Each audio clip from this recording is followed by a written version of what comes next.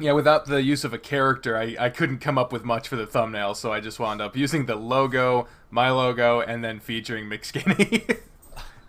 Oh, you use the old logo. We've moved on past that one. Well, the only reason I am still using this one is because the new one is kind of hard to put on a thumbnail. Yeah, I understand that. Yeah, if Yeah, it had that original logo was more of our horror logo, and now we have one that kind of looks more quainty, kind of hipstery. yeah, I mean for a while I was using the new logo with the one with the anchor and the brown lettering. Hmm. But I kept finding myself looking at old thumbnails of mine and being like, "Where's the freaking, where's the title of the game?" I couldn't find it. I was thinking of editing it myself to putting like a white outline around the letters because that would make it pop out a little bit more. But it works great for the game because where you actually see the logo is against a yellowish background on the title card. Yeah. Hmm. So that you can actually see it there because it's a light background with dark lettering. So it works perfectly. Just when I have to randomly put it on some, slapdash it onto something random from the game, it makes it hard for me. So I wound up using this. I hope that's not like insulting or anything. Is Oh it? no, no, I understand exactly what you're talking about. When I'm having to do the title cards for the Patreon, like you can barely see the logo in the corner. Route 65 has its own logo. It's the one with the van. Yeah, I couldn't The seem to find that by itself anywhere. That's the one with the face that only certain people can see in the background, depending on how bright your screen settings are. Oh shit! I didn't even know there was a face in the background. Is it? I won't ask about it. I want to see if it's what face is there because that's some like. I remember when FNAF did that shit and everyone went freak the fuck out. So. Oh, I know exactly what you're talking about, where they had like the face that was barely visible in the background. They did it Yep. as one of like the teasers on the website. Yep. Oh Jesus. I was there. Yeah, I was there. I was there in the trenches when the FNAF invasion happened, man. Yeah. Anyway, so we can actually get started. Probably gonna include bits of that, but we'll do the actual intro here. Hello, everyone. My name is Deckerlink, the trained unprofessional, and welcome back to All of the Above. My guest this week, I don't really do it on a weekly basis. Oh, and thank you for the follow, Commander Root, and hello, Stephanie. I haven't even gotten to the intro yet, and people are already interrupting me. God damn it. My guest this time, since I don't do it on a weekly basis, is the author of Route 65, Echo Route 65, if I said it in the right order. This is someone who has contributed to one of my most favorite visual novels, not even just furry visual novels in general, by helping to create in writing the prequel story to it, one of what I hear soon to be many, or at least a couple. Yes, we're also working on Echo 1915. Yeah! And I'm also writing for the main game, and I've been doing that for a while. Yeah, so this is one of the people behind one of the most compelling, one of the most interesting, one of the most out there and different and unique visual novels that I have ever seen grace the internet. Please welcome to the show, McSkinny. How are you doing today? Howdy, everyone. I'm doing pretty good. How are you? I'm doing fine. I'm doing great, actually. I'm doing really good because I have been wanting to talk about this game at length for so long, and to be able to do that with one of the people actually behind the game, like, this is an experience for me, and I am just so excited for it. We also are doing this live on Twitch as we do now. I wasn't doing that for the first few episodes, but that was a dumb decision not to do it live. So now we're doing it live. For those on Twitch, hello. Ignited Chara asks if 1915 will deal with James and John. I believe we don't know because it's not out yet. But I mean, no, they're dead. They die before that. I think 1914 is when they're dead. So it takes place a year after about their deaths. Shit. Or at least one of their deaths. Yeah. Fuck, man. That's...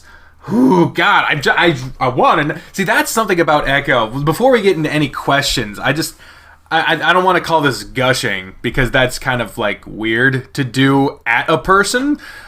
But I absolutely love this game. And you can always tell... Like, I have this, like, interest scale of, like, 1 through 5... Where 5 is, I want it now. I want more now. If there is more, I don't care what time it is. I'm going to play it. I'm going to read it. We're going to do it now. 4 is, I can't wait to see what it is tomorrow. You know, like, it's kind of late, but I can't wait until tomorrow to keep playing it. 3 is, you know, so in the end it goes down to 0, where you're like, I don't care about this at all. But for me, Echo has been at a 5 pretty much, not since the very beginning, because at the beginning you don't really know what's going on. It just sort of seems slice of life. Mm-hmm. But that's the setup. Because if it's just 100% what the fuck all the time, then it's like, then you don't really have that contrasting tone to make it actually pop, you know? Yeah. That's the thing where I hear lots of people say they tried Echo, and I have to ask them how far they got into it. So I usually tell them, I recommend them to stick around until the river scene with Flynn, and then they can sort of make up their mind if they want to continue with it. Yeah. I mean, it's like watching a show. Like most like American shows will be meh to, at best, meh in their first season. And then for like anime, you have to at least watch like 3 episodes before you can really see if it is as good as they claim. And yeah, it's because Echo is right up there with Repeat for me. I don't know if you've seen much about it. It's kind of hard when you're working on a game to play many others. No, I've not played Repeat, though I am recommended it pretty frequently. Yeah, because Repeat and Echo are up there as my top 2. And they frequently are just like battling it out for number 1. So I've just decided it's a tie because they're both in development. But Echo and Repeat both have that, like, first few moments is like, what is this? Like, it's just sort of like, oh, you're going to school, oh, you're going home, hang out with some friends, okay.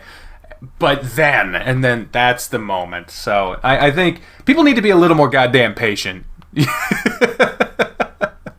Well, yeah, but also we do definitely need to kind of try to figure out if there's a way we can probably try to make the first bit a bit more engaging when you get to our polished stage of development. Possibly add some more art, something more eye-catching imagery, some more choices, whether or not people like choices. Those are ways to engage the player. Yeah. Because I do hear that a lot. Yeah, and that is something that it took me a while to be able to figure out who to talk to, like, about doing an interview. I had to wait until the Q&A on your Discord server popped up, which the link for that server will be in the description of this video, providing that I imagine you want people to go to it, yeah? Yeah, go ahead. You can post a link there. But yes, I completely understand that. Hallie can be very difficult to reach. I had first-hand experience trying to get in contact with him. It took like a year. Doesn't have much of a social media presence. That's how he likes it. Yeah. It creates the enigma, the mystery. Yeah.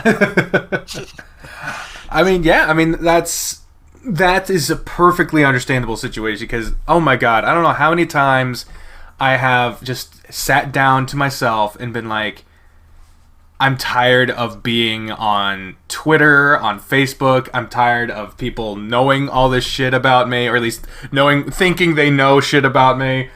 And I'm socially anxious, so when people can just message me 19 times out of nowhere asking me what I think about which character would be a better bottom, I'm like, okay. Now I get that too, so I understand.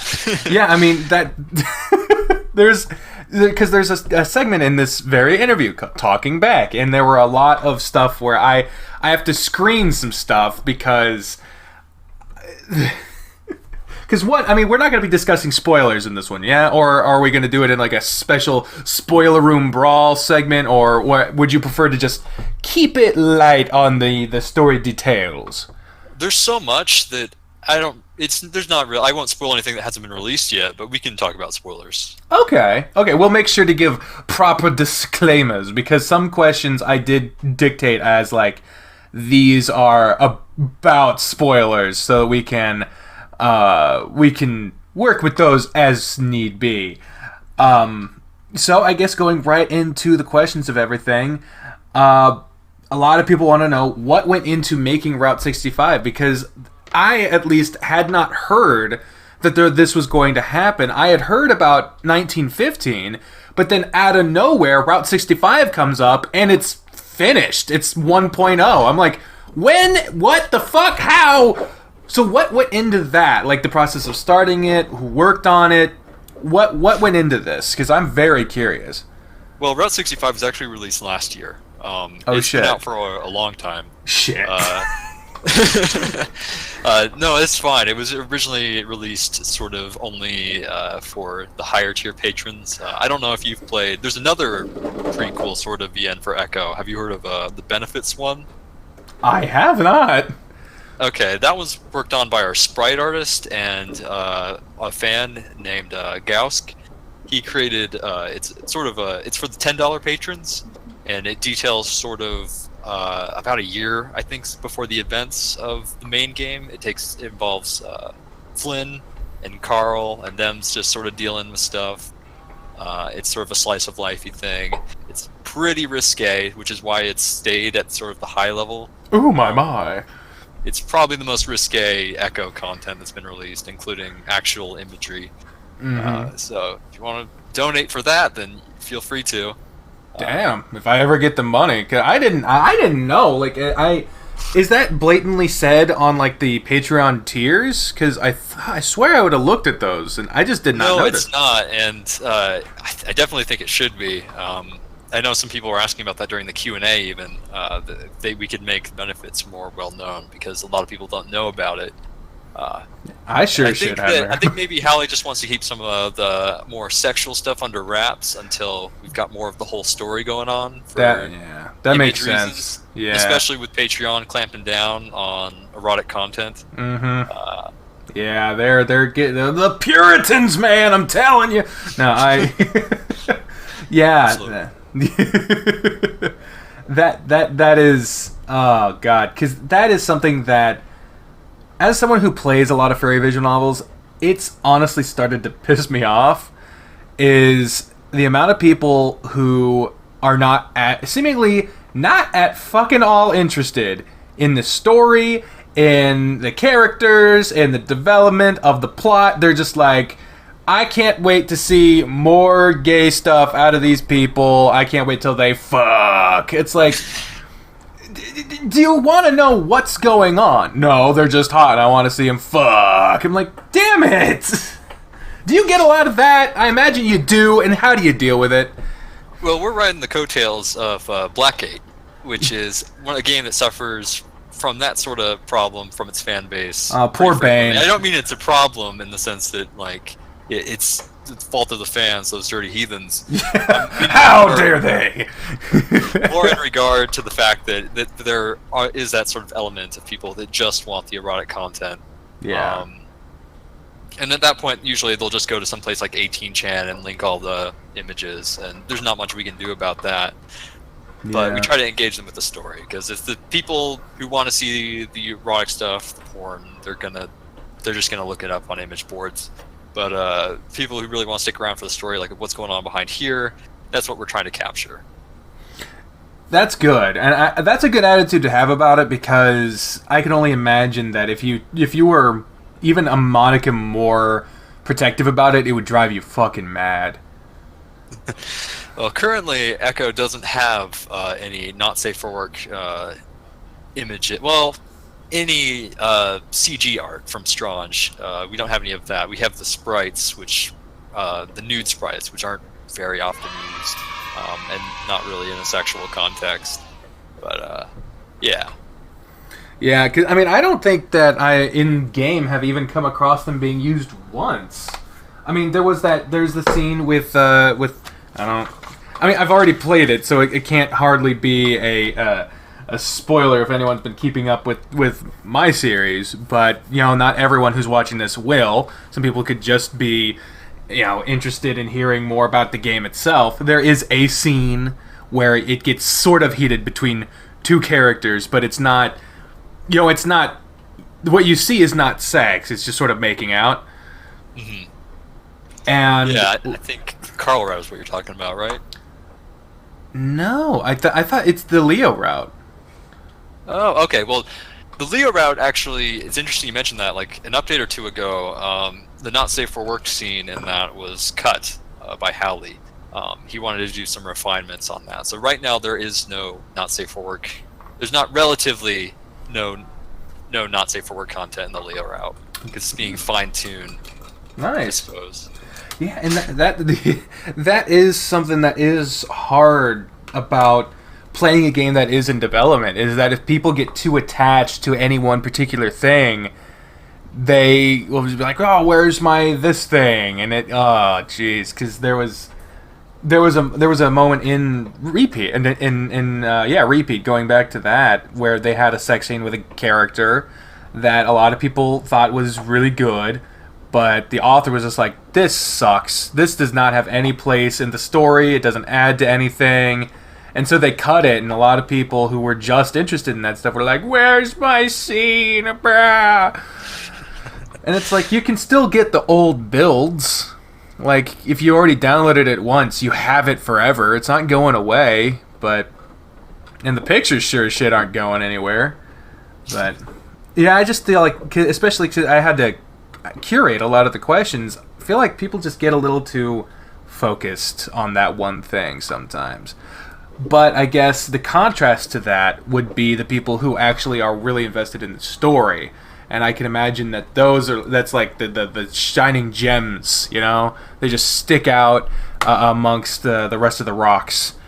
And I'm not trying to shame anyone for being interested in sex stuff. God damn, like... No, me neither. I mean, like I said, Echo came off of Blackgate, and you know Blackgate. Yeah, I do. I did a series on that, and the only reason I stopped playing is because it seemed like there was a million characters getting updates very sporadically, and I'm waiting until more of it's done to jump back in. Yeah. But yeah, that game does not shy away. And Lord knows, my furry YouTube stuff started with a game I now hate called Amorous. And as soon as if anyone knows that game, then you know, yeah, obviously I'm not shaming anyone for being interested in sex. It's just, people are writing stories, for fuck's sake. There's more to it. It's not just a piece of meat. That's the Jason FX project, correct? Yeah. Okay, I played like a very early build of that, way back in the day. So it's interesting to see it on Steam, which kind of is a question we get asked a lot. When's Echo coming to Steam? It's like when it's done. Yeah.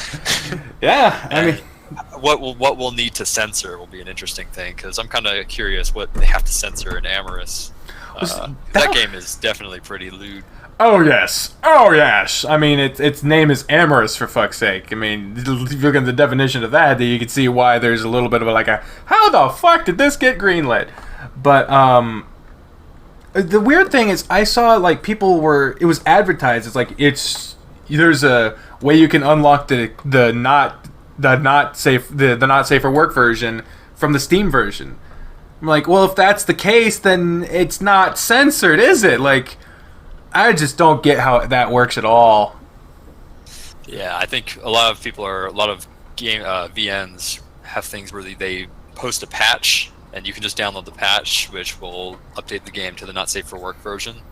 And I don't think Echo will have anything that risque to the point, but we may include some kind of strange not safe for work stuff, which we might have to consider, but that's a question for down the line. Oh yeah, because there's a lot of stuff that will eventually get polished. You're saying about adding some art. I know that later on there's a question about additional character art. What all in the current builds are things that you're really looking to update, like some glaring things that you're just like, we need to fix that. Okay, that's funny you mentioned, because I have a big old list. When I was watching Route 65, I was like, oh man, I kept seeing typos, and I was like, oh no. So that's something that we definitely need to fix, is do a quick typo fix for Route 65. And in terms of the main game, we need to get I know Scratch is working on the 2 missing sprites that we currently don't have, and that's for Julian and Daxton. They do not have sprites, and they are the 2 other major characters. Julian's the one in TJ's route, and Daxton is the one in Flynn's route. I think you recently played the Flynn route, and Daxton's just invisible for the time being. I really, Sorry, I was about to cut you off, but you keep going. Okay. No, it's fine. And then after that, expressions, and that is I'm super excited for, because it's something people have been asking for ages. Is the fact that we can finally have Leo do something other than do that creepy stare at you. Oh my god, that's actually interesting, because I remember going back and looking at some of the earlier episodes and being like, he looks kind of weird, but then like when you get to the creepy shit, it's like, oh. Yeah, he's very menacing. Yeah, that's a word for it. Fucking psychotic would be another one, but I feel you. Nah, I love Leo. Oh yeah. He's a good boy sometimes. There was, you actually mentioned you were watching Echo Route 65. By watching, do you mean like you were keeping tabs on people who were actually playing it on like YouTube, or were you playing it yourself, or like what did you mean by that? I watched you and Grizz, who's on our Discord server. You guys, Grizz does he does like audiobook narrations basically of Echo. He does it for the main game and Route 65. He's like this Welsh husky guy, and he sounds like David Attenborough. Oh shit! It's fantastic. Competition! No, he doesn't provide commentary. He's there just purely for the story. Okay. And it was pretty interesting. And you guys have 2 completely different styles, because you were commenting on everything, pointing out things, flaws, and I'm like, this is all super useful. Useful as in fucking annoying. No, like I said, like every time you stumbled over words, one of the interesting things about Route 65 is definitely, when I wrote it, I was definitely in a different place than I am right now. I had just been coming off just recently graduating from the university. I had been writing a lot of fantasy stuff. Oh, congrats. So a lot of the diction, yeah, thank you. A lot of the diction I use is pretty large and exuberant, and something that people I hear a lot, like 15-year-olds wouldn't talk like that. Yeah. A lot of immense vocabulary. Yeah, they'd be more hella shaka bra. Dude, the fuck. Mm-hmm. And so, the more recent Echo stuff, it's definitely been toned down. So yeah, I sort of get it. Yeah, it's an easy pitfall to fall into, because I mean, I tried, and I'm admitting a fault of mine here. I could not find a staff list or something like that. And it's probably like super easy to find, and I'm just dumb. But I couldn't find like a staff list outside of like looking at the credits. But I was scared to do that because I haven't played, I haven't finished Echo and whatnot. But I couldn't figure out who is HTBH Games. Like, obviously, I know you're there. I know Howley's there. You got the artists. But who all does what? Okay. That's a good question. Yes. So, HTBH Games, currently... I say currently. Well, you did just bring on a new artist. There are 4 projects going on. And I don't mean going on, I guess, in present tense. Sort of under... Some of them are in development hell. Yeah. We have Blackgate, Echo, which was originally Blackgate's Project B, and then we have Blackgate's Project C, which was Lycodosha, and then we have Project Ego, and those are the 4 sort of projects under the banner. The thing is, they all have completely independent teams. They're just sort of under the banner of HTBH Games. They're similar style. They're sort of gay focused. They've got horror elements or sci-fi elements. Horror and sci-fi seems to be our main the way we sort of juxtapose everything, with sort of romancy focuses as well. Lycodosha that hasn't been updated in 2 years. Project Ego hasn't been updated since last year. Blackgate, you're familiar with Blackgate, and its sort of development cycle. And Echo, we're trying to do 2 updates a month. Yeah. But we're completely sort of independent of each other. We talk occasionally with Bane. Bane's sort of the head, but it's not like a command structure or anything. Yeah. That's actually very interesting to hear, because when I first saw HTBH, I was like, I mean, they could... my first thought was it's Howley, to be honest. Like, I was like, maybe it's just like that one person, and then it's but it had to have a name. I honestly didn't know. That's actually it's like a corporate umbrella, but very loosely. Well, there's no financial sharing or anything like that. Yeah. It is just purely spiritual. We all make horror sci-fi romance games. It's like a club then. It's like a club. Yeah, sort of. Yeah. That's cool. A good way cool. of putting it. That's could I know we have. Have you heard of Identity? I don't think I have. Okay. Never mind. I won't talk too much about that then. I have a request list that is so long, it's probably there, and I just forgot. Okay, I'll send you some of the contact information for him, but he's also in a sort of a very similar vein, but he's not with HTBH yet. Oh shit! Oh shit! And they have their own little studio. Nice.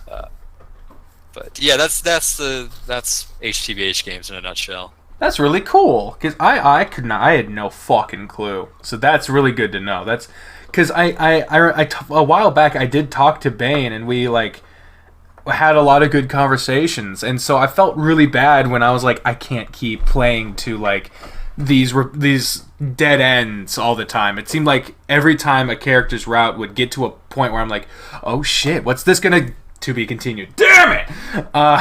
And there's a certain amount of I can't wait to see what happens, but when there's seemingly 500 characters, that's what I'm doing. I'm waiting until more happens. I saw there were 2 updates for Blackgate that just went out yesterday. Within like 2 minutes of each other. Yeah, and it seems like that'll be what happens. Like 5 months will go by, not literally, but a long time will go by, and then like 3 things will come out within an hour of each other. I'm like, what the fuck happened? But that'll just be revealed when I eventually get back to playing the game, and I am looking forward to that. And I was also, a lot of people have been asking me about Project Ego to play that, and so I'm looking forward to playing more of what HTBH has to offer. Well, I'm a bit worried about Project Ego because, like I said, they haven't updated. They had their last update was sort of a sorry for the hiatus thing, and then they haven't updated since. And like Adosha, they were also a sorry for the hiatus thing. And I don't really speak to the Project Ego people or the like Adosha people. So it was really sad to see when they just kind of fade off. Yeah. But, yeah. It happens. Sometimes life just comes in and smacks us all around, and it's like, nah, motherfucker, you ain't doing that today. And then they just do that every day for 2 years, and it just, sometimes it just happens that way. But I hope everything works out for them. I hope everything, gets better if it's bad. I hope it can be good.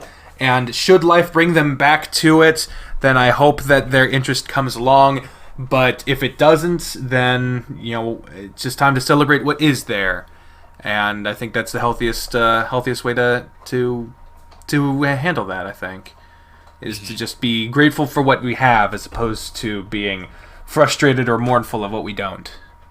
Yes. But this isn't a fucking philosophy podcast. I want to talk to you about gay furries and when they go fuck. I want to. No, I'm bringing it. We did. Jesus, I didn't mean to make you uncomfortable. You're like, no. I get it. I operate within the same sphere as you do. I've heard this all before. I'm familiar with it. I write it. I mean, how do you personally jibe with that? Because some people like throw themselves into what other people just sort of like ride the waves, but never really dip their head under the water. Where are you at with that? I'm not a furry. Like, that's the thing. And I think that's what people are most surprised about. My eyebrows went up. I was for a very brief time when I was like 14 or 15, just for like sort of a phase thing. It was mainly because I was connecting with, there was a bunch of other LGBT people, and that's not something I really encountered much. But no, I'm just a gay dude who lives out in the middle of nowhere in Arizona, and that's sort of what makes Echo so appealing. Is a lot of the stuff I'm kind of writing from slightly first-hand experience. And I know that's what Hallie is also doing as well. A lot of the character of Chase is essentially sort of a representation of him in sort of some regard. It makes me sad to remember all the times where Chase is like, I'm just a boring so-and-so, and as I'm like, oh shit, that's supposed to be allegorious for Hallie, like, oh shit. Is he okay? Is he okay? No, when I'm talking to Hallie, it feels like I'm talking exactly to Chase, because he also has that kind of self-defeating thing, and I'm like, no, dude, look what you've created. It's awesome. And I just kind of have to try to reassure him, but he's great. It's cool being able to talk to Hallie, and it's like I'm talking to Chase. I can imagine that would, because that's something I was kind of in the same vein. Some people pointed this out in like the credits of Route 65, which eventually we will get back to, because we got 2-1 question, started on it, and went a million directions past that. But that's kind of how these go. This is very conversational, very relaxed. We're just sort of shooting the shit, as it were. But a lot of people pointed out in the credits of Route 65, they're like, wait, Kudzu helped write this? Like, isn't he just a character? It turns out, no. And would you elaborate more on that? Those were the people who helped me do Q&A and stuff. I sent them out some of the early draft versions of Route 65. Kudzu was the one who actually formally introduced me to Hallie, so I thank Kudzu for that. And originally, Hallie thought Kudzu had written Route 65 for like a week. And I was like, oh, Kudzu, this is so great. And then Kudzu had to finally tell him, oh, I didn't do it. So... Well, it would be something that... it would be flattering to hear someone accrediting that to you, because it is fan-fucking-tastic. I absolutely love it. Thank you. Thank you. But yeah, Kudzu and the other like real people, not just the characters in the game. Yeah, the real Kudzu is a real person. Daxton is a real person. They're all in our Discord. You can literally message them and be like, "Hey, Daxton, you fat salamander." Jesus. I think your line was stupid. And they'll respond to you. The fuck? Why? You're not encouraging that, are you? For Daxton, yeah, you can totally do that. All right, cyberbullying has been officially. Oh, if he's okay, as long as it's going along with the joke, then okay. One of the interesting things is that the first person I sent Route 65 to was a friend of mine. His name is Chase Hunter. Oh my god! Really? That was yep. His name is Chase Hunter. So the first person who Q&A'd Echo is Chase Hunter. That's fucking great. And he's like, "You fucking bitch, pay me royalties, my name and shit." Oh, that's fucking awesome. Oh, that's really cool, man. Oh, Jesus. But Route 65 came out before Hallie and I picked out a last name for Chase. Chase didn't have a last name for like 3 years of development. Shit. So I wanted to go with Cooper because I'm a Twin Peaks fan. Yeah. And then he said that's in some comic called The Intern. People would think that I was referring to that Cooper. So we decided to go. He was really on the idea of Hunter, so we went with Hunter. Cool. That's actually really interesting. I didn't even ask that, and you gave me interesting stuff. This is an amazing learning experience. I love it. I'm starting to realize the more I do these episodes that I'm just like I'm taken aback by something I've learned. I'll just throw in "I love it" because I don't know what to say. I actually do love what I'm hearing. I just am like, oh, I just don't know if saying, oh, that's interesting. I feel like that'd be not good enough. I want to express it, but I don't know how. Ah, Jesus. Yeah. Go ahead. That's what comes with the territory when you're doing talk show style stuff. Exactly. I mean, that's... And every episode I've done, I've specifically chosen people that I want to talk to, because I don't want to just be like, today we're going to talk to YouTuber X about their fucking side project. They're going to be doing some modeling. I don't give a shit. The problem is that when I talk to people I want to talk to, if they tell me some interesting or cool stuff, then I'm just like, shit, I'm just fanboying over here trying to keep myself together, asking main questions. So I hope... Well, would you ever create your own visual novel? I have been considering it. That's... If you had to, what would be the theme? Oh, shit. You see, that's the thing, is I actually have been writing stuff, so if the theme for... The tentative theme for what I've been working for right now is basically the idea that nothing is real. It's kind of a weird concept in that, and I don't know how the fuck I'd translate this, but it's basically the idea that the only truth that'll ever exist is the one that we will never be able to see, because all that we ever experience is what our senses allow us to interpret. Like, it's like, I use the example of people who are colorblind. If the majority of the world was colorblind, then there wouldn't be color blindness. It would be some people see extra colors, and they'd be the weird ones. So it's all chemicals, man. Yeah. So it really, any handicap is just determined by its contrast to the majority. But because people will hear things differently than other people will see things differently from other people will experience things different from other people. There is an absolute truth, but because we have to experience it with our flawed senses, even if someone had perfect senses, the best eyesight, the most down-to-earth ability to be able to see things and interpret them just the way they are, they're perfectly rational, which did never exist, but you know what I mean. Even if someone had that ability, they would be so rare that it would just be one of many interpretations of reality. So I'm thinking that's such a micro experience that if you expand that to a world where literally you are in your world, and anytime you experience anything with anyone else in it, that's two worlds colliding. Wow. See, you've got your whole philosophical and thematic backbone going. When I talk to most people and I'm asking them about their interest in creating a VN, usually they start with, I want this hot horse guy and this small fox boy. And they go to class together. Yeah. Oh, it's just because they saw that.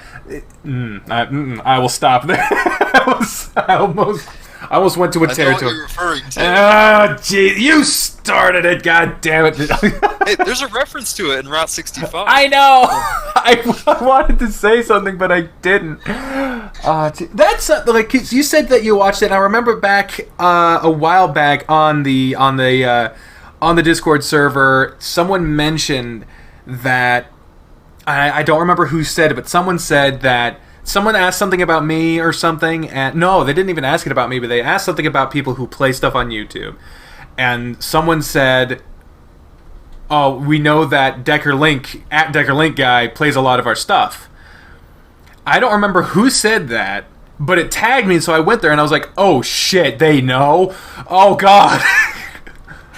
What does the team, or specifically you, think about Let's Players and being selfish about me?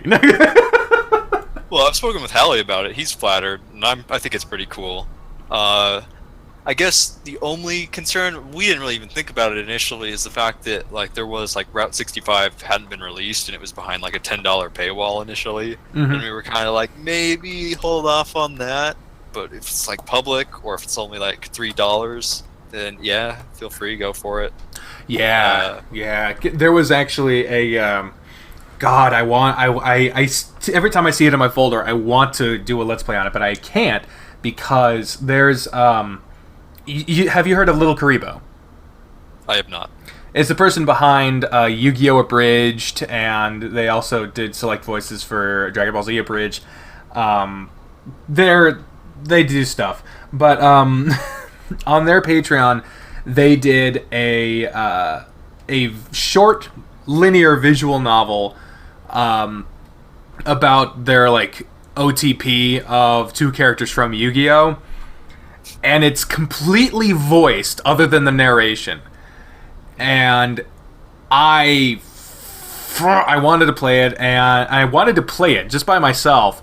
And so I donated, and eventually they sent it to me, and I asked right up front, I was like, this is behind a paywall.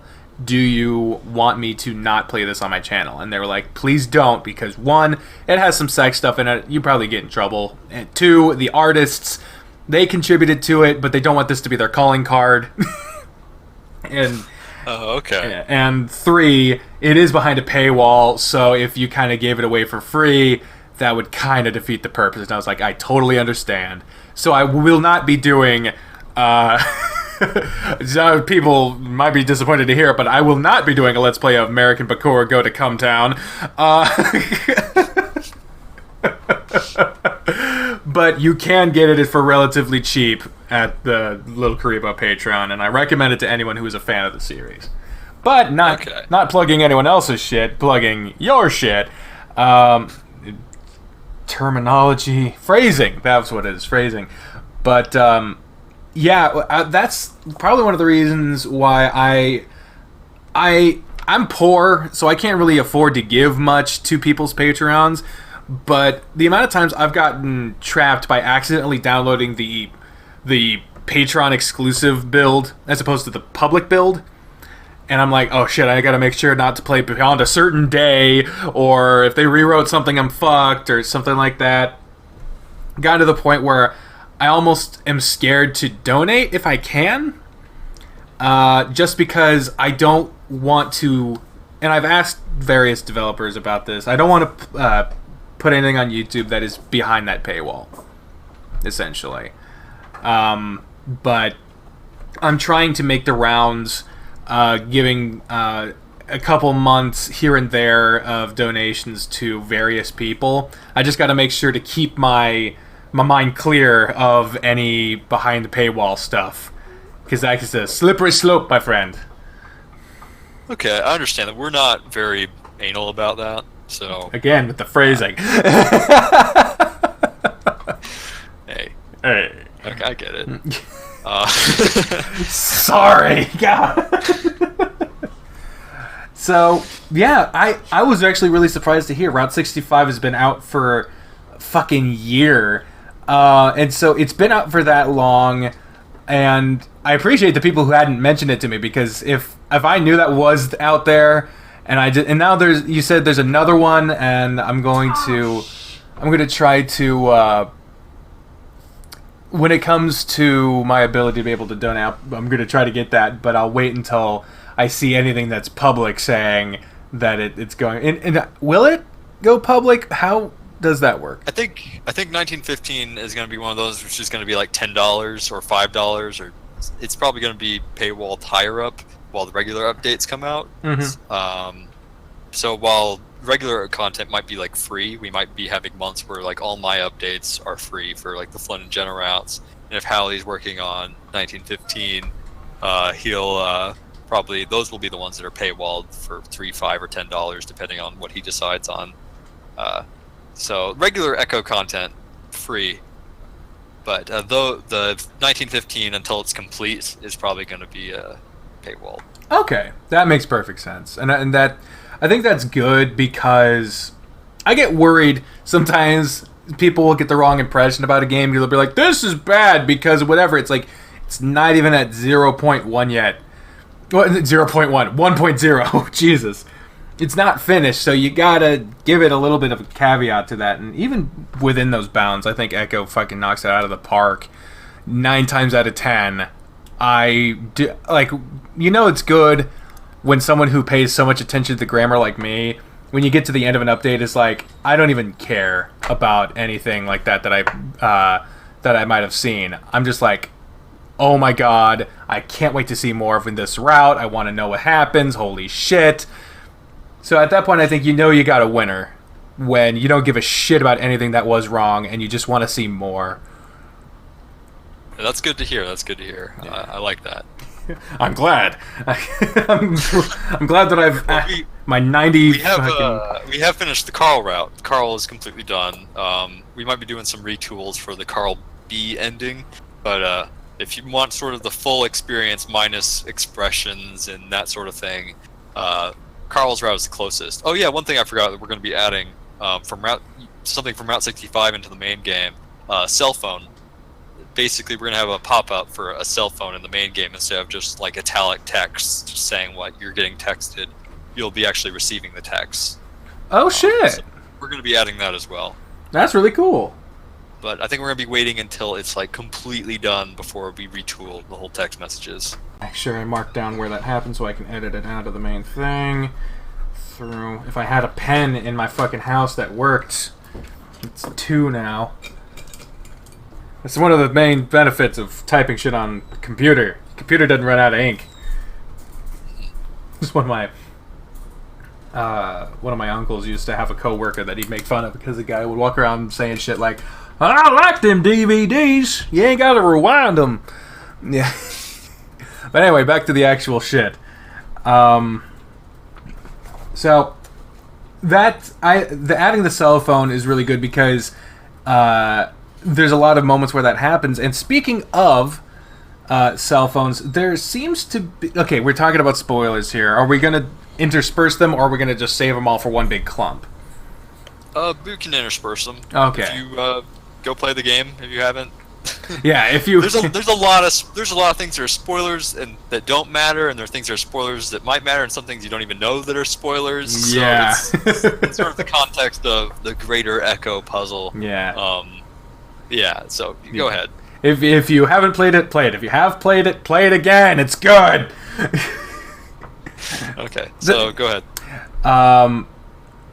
There is a certain picture that has cropped up at least twice now. That weird, like, white balanced fucking red-eyed thing. What the fuck is that? It cropped up in TJ's route in Route 65, and then in Carl's route, I believe, in the main game. Jenna's route. Jenna's route, yes. Jesus, because in thinking with my rational brain, it just looks like a picture taken at night with a flash on of some small animal crawling around in someone's backyard. But in context of the game, I have no fucking clue, because I honestly can't think of anything it could have been.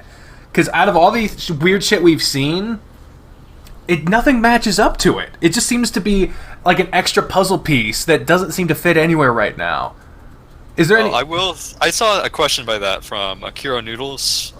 They asked me whether or not it was that recurring scare gimmick? Yeah, that was actually something that I wrote down for talking back, and I totally stole it. I'm sorry, Akira Noodles. They said, in what way does the bat picture from the main game relate to the same picture seen during TJ's route in Route 65? Is it a recurring scare gimmick, or does it hint in any way to a connection between past and future events in the story? Thing is, it's not a gimmick, but I can't answer more than that. Oh, shit. I will say that we're pretty good at making sure that the stuff we add isn't just gimmicky scares. A lot of everything we try to think about why it's there. Everything sort of has a purpose. Yeah. In that vein, like when you talk to the bus driver and you find out the name of her son, and then you walk past Keith and Brian's booze bastion, or Brian and Keith, I don't remember which order the names are, but that was something I tried to ask in the Q&A, and you said no. So that's why I wanted to be definitely sure about whether or not we would be addressing spoilers or not. Would you be willing to say anything about it now? Well, he also is referenced at the end of Jenner's route, the latest update for that. We also get to hear a little bit more from Keith, from Heather. So I will say that he plays a bit of a part. Nice. So keep an eye on that. It's cool to see. There's lots of things that people don't notice and they question because they're missing a part of it. Like, oh, what's this doing? And, well, it's something that was referenced in Route 65 that you only see in like one route. Like, I'm really surprised you caught that TJ thing. the difference in TJ when you're inside the van. That was interesting. That's the first time I've seen someone notice that difference. Yeah, and that's that. Yeah, God, there's so many things, and I know if I just ask about them, you'll say, "Well, there's a reason for that," and I'm like, "Oh, that's." I absolutely love, and that's the thing. There are some games where you get frustrated because they aren't to a certain point, and it's whatever. But it's a good sort of frustration in this regard because it's like you're reading a hardcover book, and you have to wait to be able to turn the page. But it's not just the fact that you can't turn the page; it's the fact that you want to be able to turn the page. That just really, I just hope it is as apparent as possible. If all of my babbling has not said anything up to this point, I hope it has said this. I absolutely love Echo. And I cannot wait to see more from it. It is one of the quintessential furry visual novels, just visual novels in general, is one of the quintessential visual novel experiences to be able to really get a grasp of how powerful the medium can be.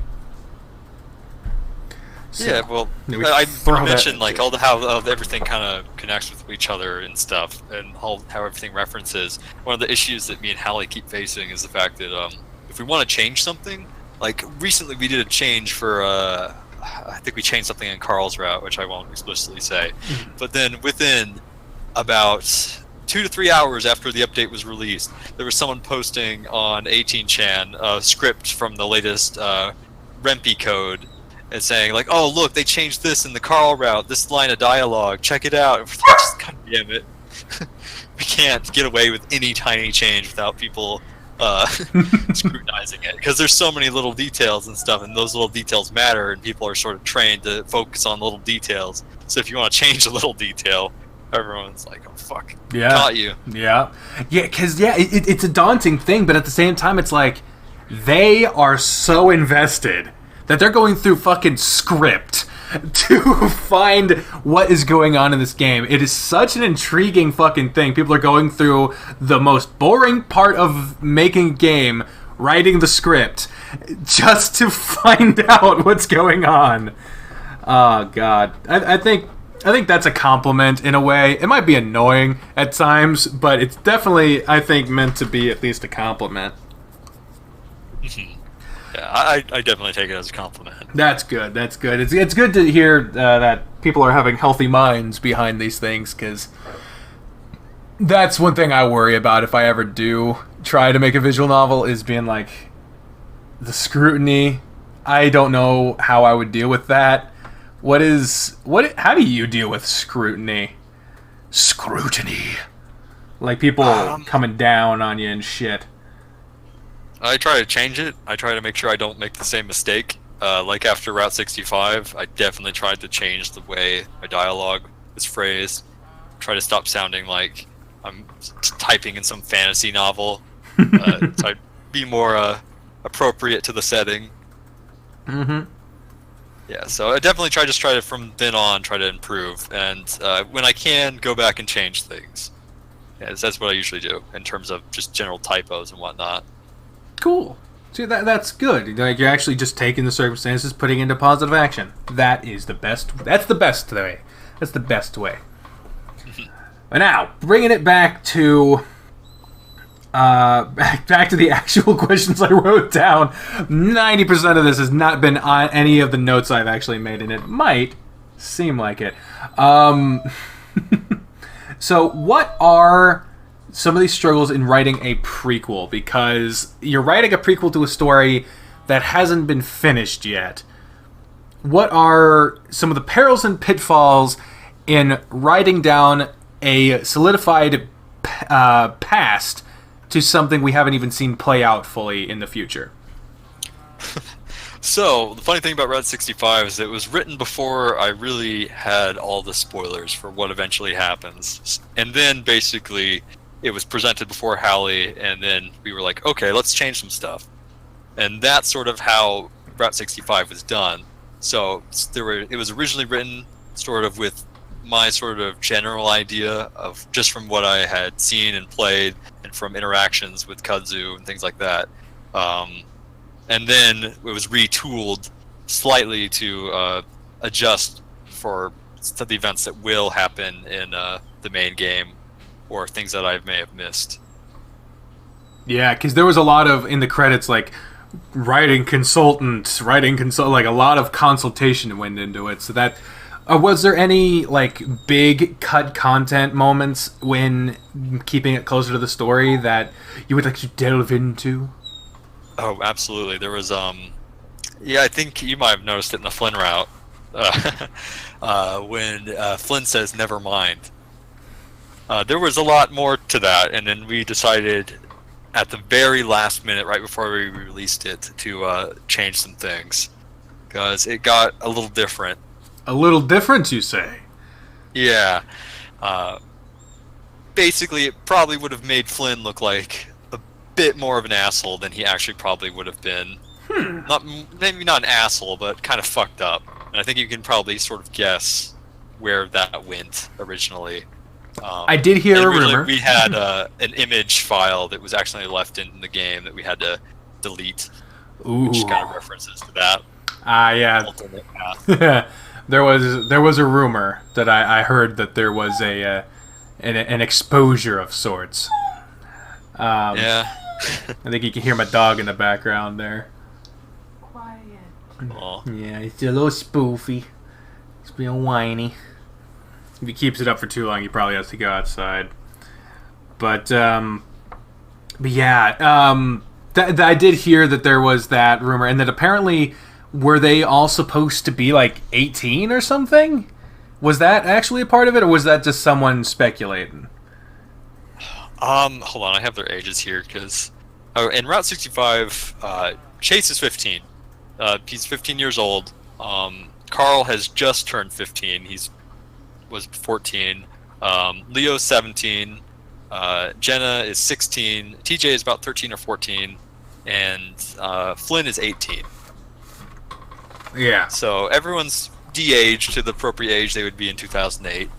High school age and whatnot. And that was that way from the beginning? It was that way from the beginning. Oh, yes. Yeah.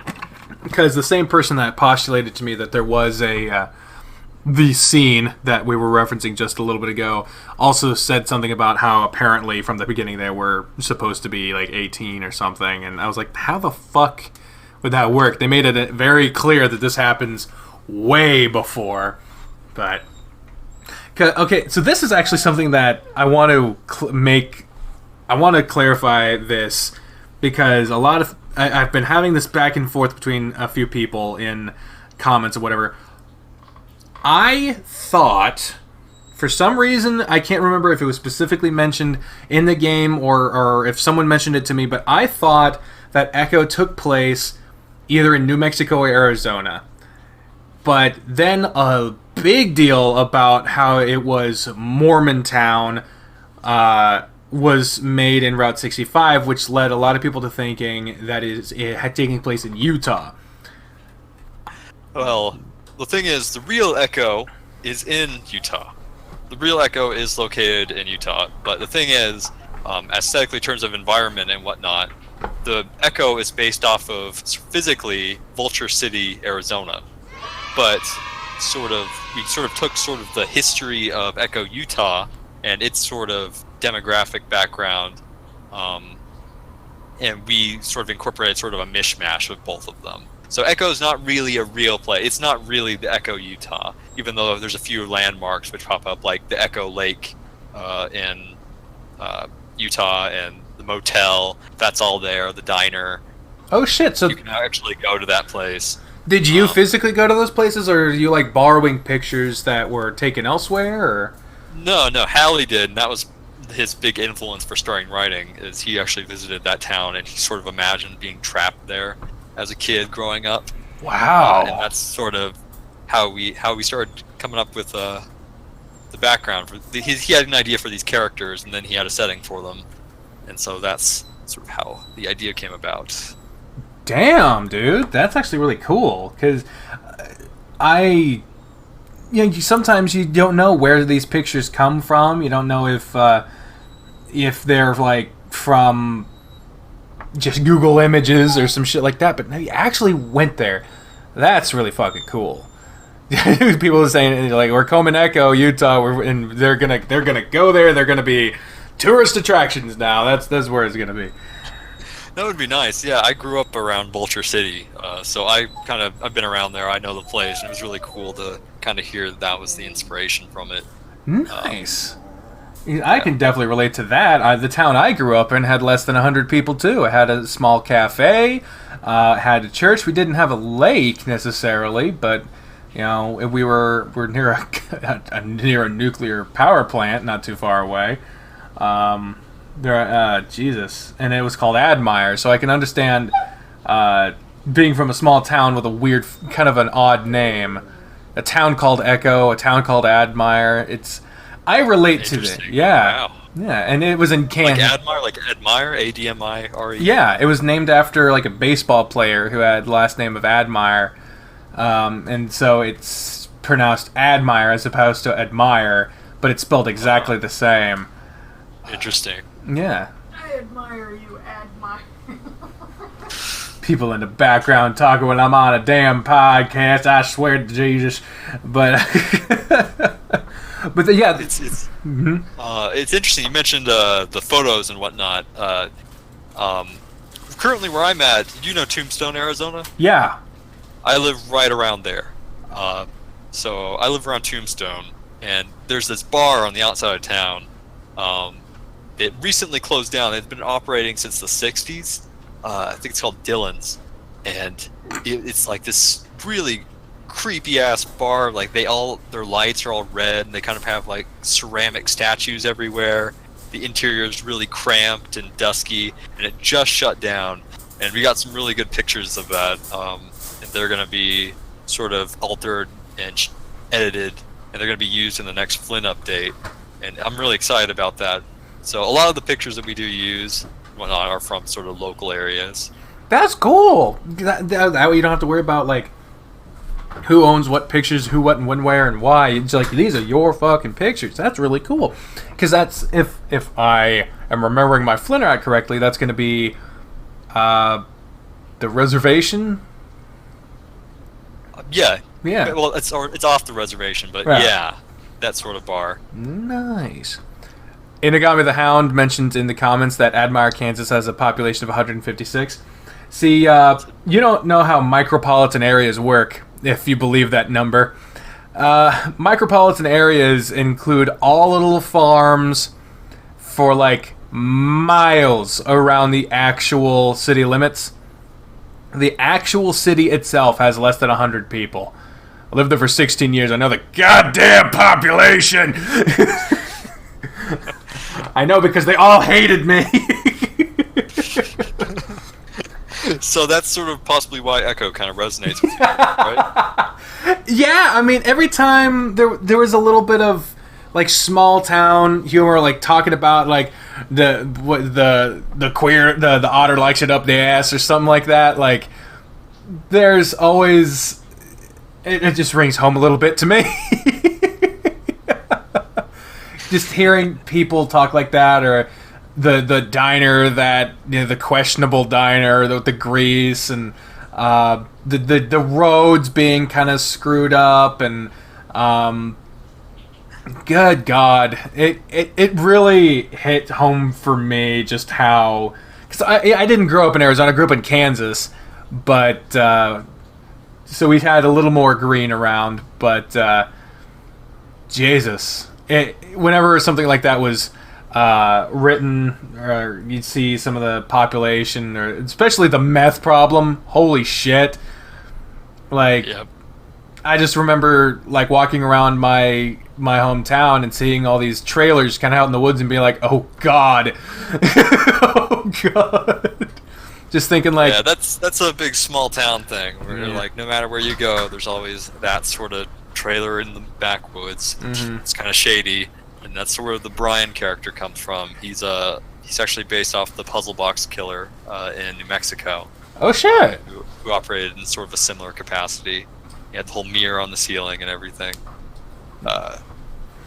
Yeah, damn. Fuck it. Yeah, because that made me think, like, how many of those, like, how many Brians were around my town, and I was like, I used to walk around as a kid by myself for hours because there was nothing to do but just walk around, and there was kids all the time there, and some of them would get caught up in that stuff, and I'd just be like, oh god, how fucking, like, I already knew my childhood was fucked, but just how much more it could have been fucked up if I had trick-or-treated at the wrong goddamn house, you know what I mean? Mm-hmm. That's what the Jenna route we're trying to hoping to explore with characters like Jeremy, Mika, Heather, all of them. They're sort of the other group of kids in Echo. Yeah. The other group they didn't associate with, and sort of what sort of shit they're dealing with in comparison to the more clean, fun, hanging out at Carl's mansion, fun times. Yeah. Christ. Oh, man. So, going to more of bringing it out of the story a little bit, what are the hats you specifically wear for Echo and the surrounding projects? I know you have an active role on the Discord, so what are all the hats you wear? What are the roles that you fulfill? I run the Tumblr, the HTBH Games Tumblr. I'm on the admins on the Discord. I write Jenna and the Flynn routes. I'll be writing. I did Route 65. I'll be helping with Adastra in 1915.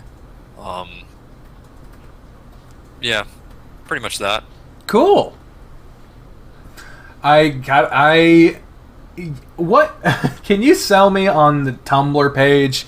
Because I have so much trouble keeping interest in Tumblr because I don't know how to use it. Sell me on the Tumblr page. I want to know what it is, how to use it, and why it's interesting.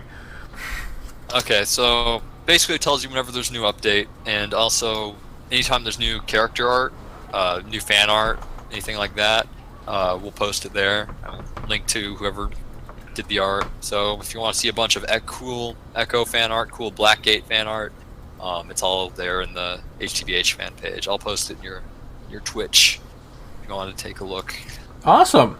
That actually really does give us, because I like seeing that stuff, because I remember, people like to on Twitter tag me with fan arts for like Nikajishi and extracurricular activities. I like seeing fan art. It's just whenever people send me to like constant porn, I'm like, okay, I get it. Yeah, it's safe for work. Anything that's not safe for work, we have a little sticker we put over it. It's not safe for TJ. And you can just click underneath the cut if you really want to see it. What? I do voices for the characters in these games. What? I really like your TJ voice, by the way. It's perfect. Like, I know that there's that voice acting fan project some people are doing for Echo or whatever. They should hire you for the TJ one, because that was really good. Oh, thank you. I didn't even know they were doing that project. Shit. Because there was something that kept cropping up for Echo, is that they would say a line, and then after it has been said, we'll say how it was said, and I'm like, shit, that's not how I read it. Yeah, that's sort of the trouble with it. Well, see, that's the thing, is that in a normal novel, like, that's how it would work. And not everyone's going to be reading this being like, trying to say voices. So you say TJ was accurate. Which voice have I done that was so far removed from accurate that it... I think you made Carl sound kind of weird. He was like super husky and intense, like an action star, and he's kind of more like casual, drawly. But I think everything else is pretty accurate. Thanks. I was trying to go for a pothead voice, but because I've never smoked, it's kind of hard for me, I guess. Yeah, because I don't know, man. I was just trying to capture the voice that I've never actually done before. I'll see if I can lighten it up a little bit. See if I can bring it back a little more towards it, because it's because there's feedback you get from the audience, which I absolutely love to hear. But there's like a second tier when it's like you're the director of sorts, because you actually have an idea of what these characters are supposed to sound like. Yeah. Well, I mean, they don't have any official voice, so there's a lot of leeway. Yeah. Between them, like it's sort of. I was talking to Hallie, sort of how we imagined everyone would sound and that sort of thing, and I sort of had the impression that Chase kind of had like a slight sort of gay kind of accent going on, like very slight. Where he had kind of like a little bit of a lisp, and Hallie was like, "Oh, I never thought of that." So it really definitely varies in terms of interpretation. And like, he made Flynn sound like a full-on black guy. Okay, someone pointed this out to me, and I swear to God, I don't know where it came from. I think it came from... I used to watch this series. It has since nothing's cropped up for it for a while. What series? What the fuck was it called? The Bedfellows. Oh yeah, I know Bedfellows. Yeah. And in that series, all the scalies or the reptile characters were their black people. Are you saying that Flynn was supposed to be Sheen? No. Oh no! I get what you mean. Yeah, yeah. I fucking forgot about that. Yeah. You're right. Yeah, and okay.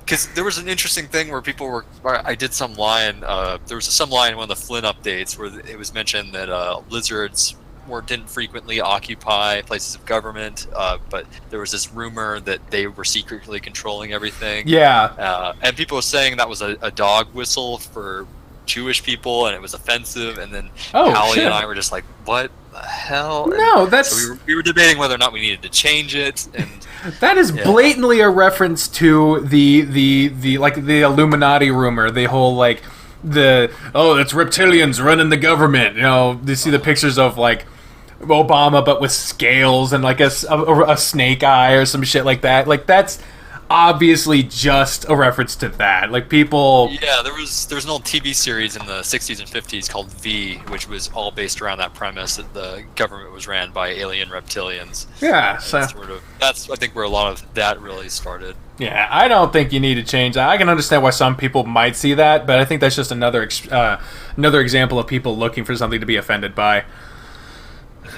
But but someone pointed out to me that I don't know that there is an example of a reptilian character in any game I've played where, other than I think Flynn's roommate, I don't remember the name. Daxton. Other than Daxton, I think pretty much every reptilian character has gotten a bass voice. And I swear to God, I did not do that intentionally. But the only thing I could come up with that is that they have all been these tough characters. With Dozer in extracurricular activities, he's the biggest motherfucker on the planet. He's a gigantic dude. He's a gentle giant though. So when you get this guy nursing you, but he's huge, it'd be hilarious if he's this huge guy with a deep voice, but being very gentle with you and like helping you patch up of something, a Band-Aid or something like that. It's gonna be all good. You know, I'm not trying to make him sound like a black guy. What I'm trying to make him sound is a deep voice. But so you're doing a Green Mile. Oh yeah! Oh my God! That was my favorite movie. It either is. It's right up there with Prince of Egypt for me. The Green Mile and the Prince of Egypt are my top two favorite movies of all fucking time. So I could definitely see an influence for Dozer from John Coffey. Oh my God, Michael Clark Duncan, R.I.P. God damn. Yeah, Echo is heavily inspired by Stephen King's work, so we have a lot of that sort of background. Well, it previously was. Well, I mean, most of what Hallie does in his routes is definitely Stephen King inspired, and I try to do my whole Twin Peaks thing, and so we go back and forth. Yeah. And he tried to convince me to watch the Stephen King stuff, and I get him to watch Twin Peaks, and yeah. Yeah, that's got to be hard, because that was one of the reasons why Amorous wound up falling off. One of the many, but one of the reasons that started to annoy a lot of people was that all the routes are written by different people, and so there were some routes that were written very well, succinct to the point. Other routes would take 500 words to explain one simple action. And it was just that forever, and the writing would be kind of shallow and superficial. How, especially with Howley being admittedly somewhat not aloof, but hard to communicate with because he's kind of distant, how do you make sure to keep canon consistent when you have two different people writing paths for the same story? What is your method? Well, we both have to remind each other about stuff that we did in the past most of the time, so sometimes we'll miss each other's lore and canon, but we pass by when we finish an update, we send it to each other, and we both check it over, and if there's something that isn't quite correct, we update it. So that's how we sort of keep everything in line, is that before we release it on Patreon, we review it each other. That's good. So we check each other's work, basically. That's good, because, I mean, there's a... The fuck? Hello? What's up? Oh. I heard a noise, you went quiet, and I was like, oh god, did they finally get him? No, if you see a typo, it's Hallie's fault. Oh shit. Shade has been thrown. Someone pointed out that Tatsuki had the same voice as Darius, so I guess there have been okay, so there has been differences.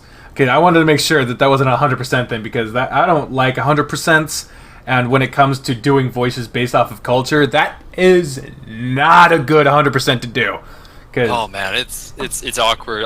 You're not alone in that issue, because we had our David Attenborough sound and friend recently did one. He was trying to do Leo's accented lines. Mm-hmm. It's fun to watch. You got a big Welsh guy trying to sound like he's from El Salvador. Yeah. See, that's adorable. But that's fun. That is tough, and I kind of made a thing about that in the Roasting Leo episode. And again, when I go off on characters like that, I do not ever mean it to be anything about the writing or anything like that. I get very worried about that stuff, because literally it's just me griping with a character that I believe is doing something that is bad, but we also know that Leo does bad things from time to time. No, it's funny that you mentioned that, because I watched yours. I watched Grizz's and yours at sort of the same time. I sort of watched them back to back as for reviewing Route 65, where my typos were and whatnot. Mm-hmm. He is the biggest Leo fan. He's has those big foam fingers, and it's just Leo on it. And in comparison to you, so he's getting choked up on Leo dialogue while you're screaming, "What a fucking idiot!" It was fun to see the sort of dichotomy there. Oh, that's fucking hilarious!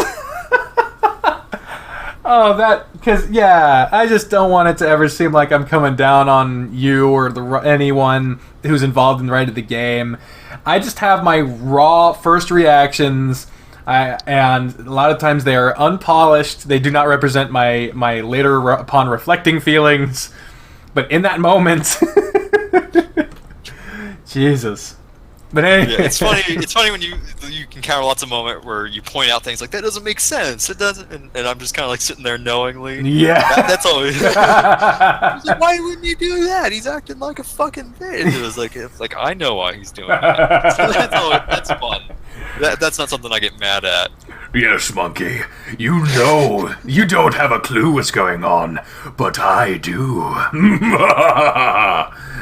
Oh man. Yes, I have seen BoJack Horseman, and that is a fantastic show. One of my favorite lines to use in terms of a bad relationship comes from there, is that when you're wearing rose-tinted glasses, all the red flags just look like flags. Oh, that's good. That's smart. That's a good fucking line, man. But yeah. So we've been going for almost an hour and a half. I don't know what your time schedule is, but I feel like we should start moving along a little bit. Let's get to the last of my questions, and we'll go to talking back. How about what do you think? That sounds good to me. Do you have a time frame here? Because I forgot to ask that again. It's Sunday. I work 9 to 5, Monday through Friday, so I'm good. Okay, I'll try not to take up too much more of your time. But lately, the episodes have been 2.5 hours long, and I'm like, it does not need to be that long.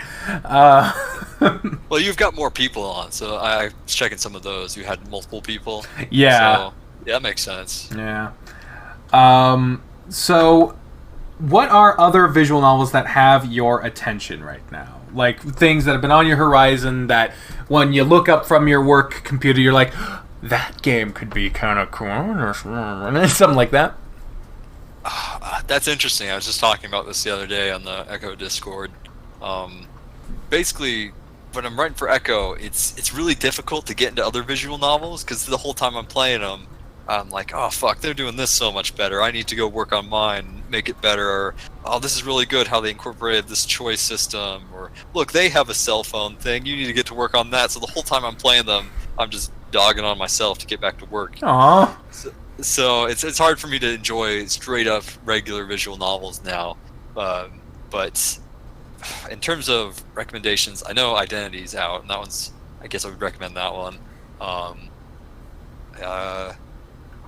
That's the only one I can really, coming uppers I can think of. Like, there's already ones that have already been established and things that aren't even really visual novels, like Night in the Woods, which came out and we were kind of looking at our game, and then Night in the Woods. You've played Night in the Woods, correct? I actually haven't, and a lot of people are surprised to hear that I haven't. Hope you cut out there. Are you still there? Yeah, I'm here. Okay. I'm here. I was saying that I haven't played Night in the Woods, and a lot of people generally are surprised to hear that I haven't. So me and Hallie were talking the other day about Night in the Woods. It came out, and we both sort of checked it out, and we were like, okay, this is interesting, because there's a lot of stuff that aligns with sort of plans we had, and so the Flynn route kind of had to change a bit. Oh, shit. So, yeah, and Toki Doki Literature Club also came out, Mhm. so we had to also change some things for the Flynn route. Oh, are you guys gonna go meta? Oh my god. We decided, well, it's become a bit played out at this point. Yeah. But I was just like, oh my god, every time a game, like, breaks the mold of, like, it staying within its own fucking screen, it freaks me the fuck out every time. I did an 11-hour stream of Doki Doki Literature Club. This is the longest stream I've ever fucking done. Just because I was so freaked out, I couldn't leave it alone. I had nightmares. I was freaked, and then someone sent me one shot. And one of the first things that happens is they're talking to the player directly, and a window pops up with your name that you didn't put into the game. Be like, you only get one shot, Jacob. And I'm like, ah! Why do you know that? No. Yeah, Doki Doki Literature Club, I think, is Hallie's favorite game. It's now that he's played it, he's like, this is fucking shit. He loves it. It is freaky deaky, dude. I went into it not knowing what the hell it was. I thought that my weird anime friend was just trying to show me weird anime stuff. Yeah. And then we got right before the creepy stuff happened, and then me and all my friends went to bed. And I later had to find out that it was actually a horror game. So I got deprived of the big spin. Damn. Jeez. Do you have any plans on making your own visual novel independent from any other game? No. We've got a lot to do in terms of HTBH games, in terms of what's planned with finishing up Echo, Adastra, and 1915. So there's a lot on the plate. There's no time for planning for the future. We've got all this stuff right in front of us. Okay. What is your favorite and least favorite parts about the visual novel genre? Well, this might come off a bit weird, but I definitely do believe that it'd be nice to see more visual novels with Western influences rather than everything kind of being the sort of anime Eastern tropes of how things are. I definitely really like Echo and sort of working with Echo because of the unique setting of sort of the American Southwest, the way people interact. It's very American, sort of Western themed. sort of people you would interact with on a daily basis if you lived in the United States, Canada, Europe, that sort of thing. Because we have a lot of actual fans in Brazil too, which I thought was interesting. There's like a big Brazilian subgroup of Echo fans. Shout out to Brazil. Shout out to Brazil. Come to Brazil, Echo.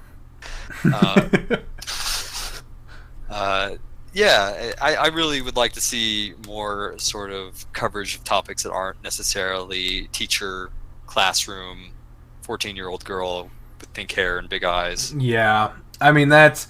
You say it might sound weird, but I agree. Like it's after playing what many people consider to be the grandfather of furry visual novels, Morinatsu. Mm-hmm. After playing that, yeah, I could definitely take a break from the more Eastern influenced tropes because the culture shift it does not translate well, and I don't mean like literal translation. I mean like just some things are funny there that are not funny here, and could use less of that. That and I like relating to what's going on. So when you get a more Americanized story, you know, it makes it easier for us in the Americans to be able to understand what's going on in this here game here. I tell you that much right now. Yeah, us proud patriots. We Yeah. I get a lot of comments from people who really like Carl because they relate to him, his sort of struggle with finding a job and dealing with social anxiety and that sort of thing, and that sort of really crucial American kind of thing of being a young kid in the workforce is something that you don't really see too much in Eastern VNs that cover it quite as well. Yeah. And the last question I have for you before we move on to talking back is, what in the fuck was Leo filming? What the hell was that? Why? What was it? What the fuck? I think you asked me this on the Q&A. Yeah, and you wouldn't answer. I said no. Can't tell you that. God, well, you said earlier that things don't just happen for no reason, that they do play into it. Well, we at least see that be referenced, or at least used for something in the main game.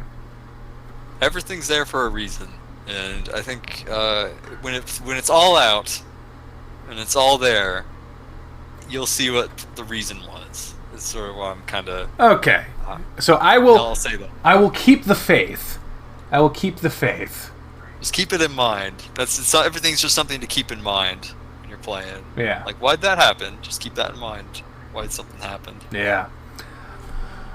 All right. Cape porn, that's what I think.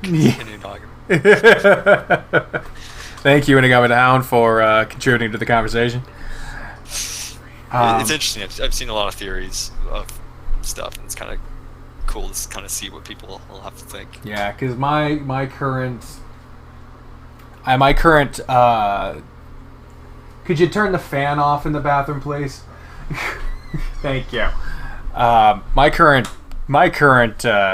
like they were saying, gay porn. I think my current theory is that Leo wasn't looking for a lawnmower on that website, and I think that he was filming something a little bit inappropriate, but we will not know until it is made into the main game. But I will keep the faith, and in the meantime, I will suffer as you have planned. Good, that's the point.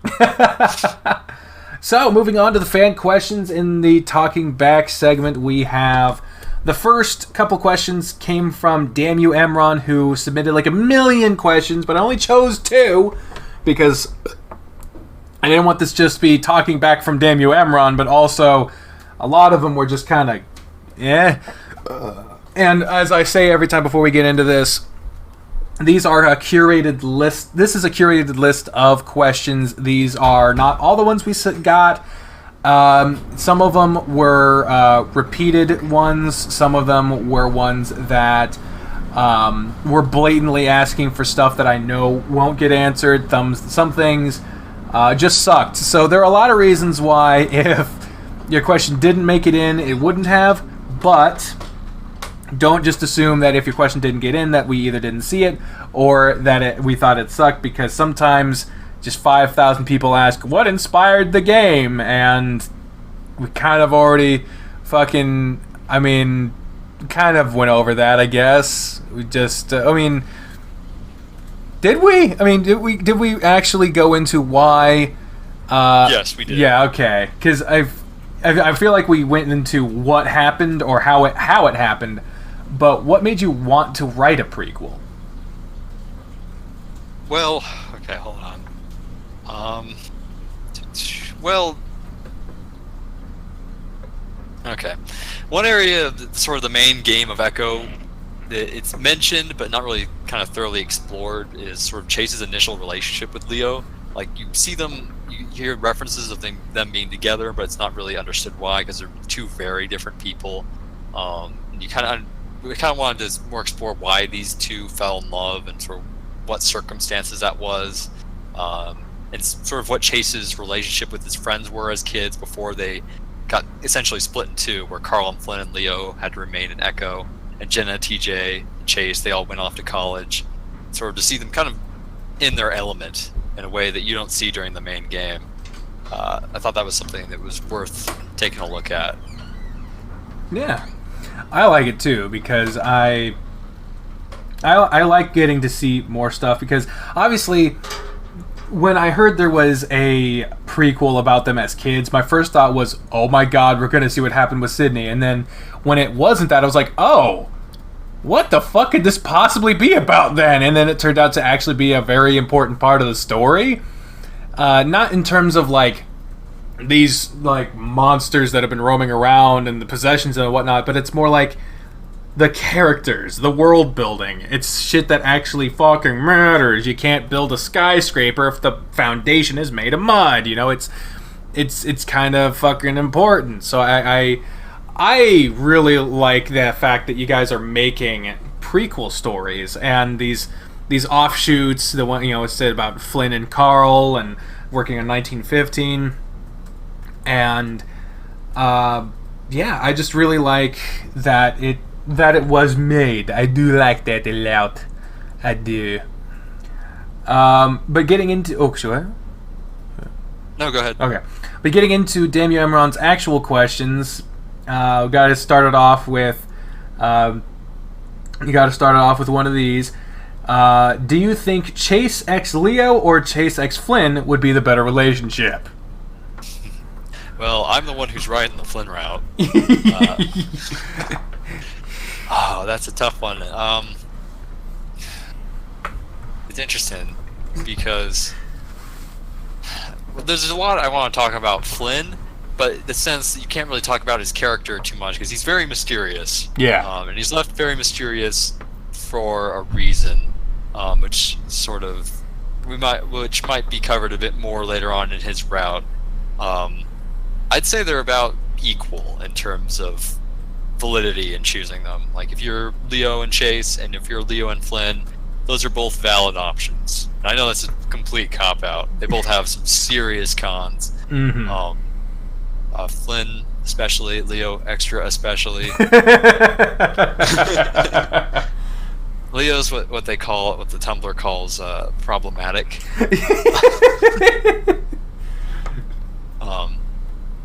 We've also seen Leo in we were seeing Leo in Echo in the main game at probably his most tense and one of the worst parts of his life. And yeah, there's also the question of outside influences that some people have made, and sort of what is his real personality, what is the real Leo, and that's also something to keep in mind. Yeah, Flynn, he conceals so much from everyone, and he's so afraid to open up. It's hard to say what is the real Flynn, and so they're both. It's a difficult choice. Yeah, it's kind of that whole nothing is real, like. Ah, actually, I see what's happening. You ripped off my idea before you even heard about it. I see. I'm kidding. That's absolutely not at all. I couldn't even continue with the joke. I felt so fucking weird saying it. Well, you're lucky because it cut out. So good. Cut out. Good. Then moving on.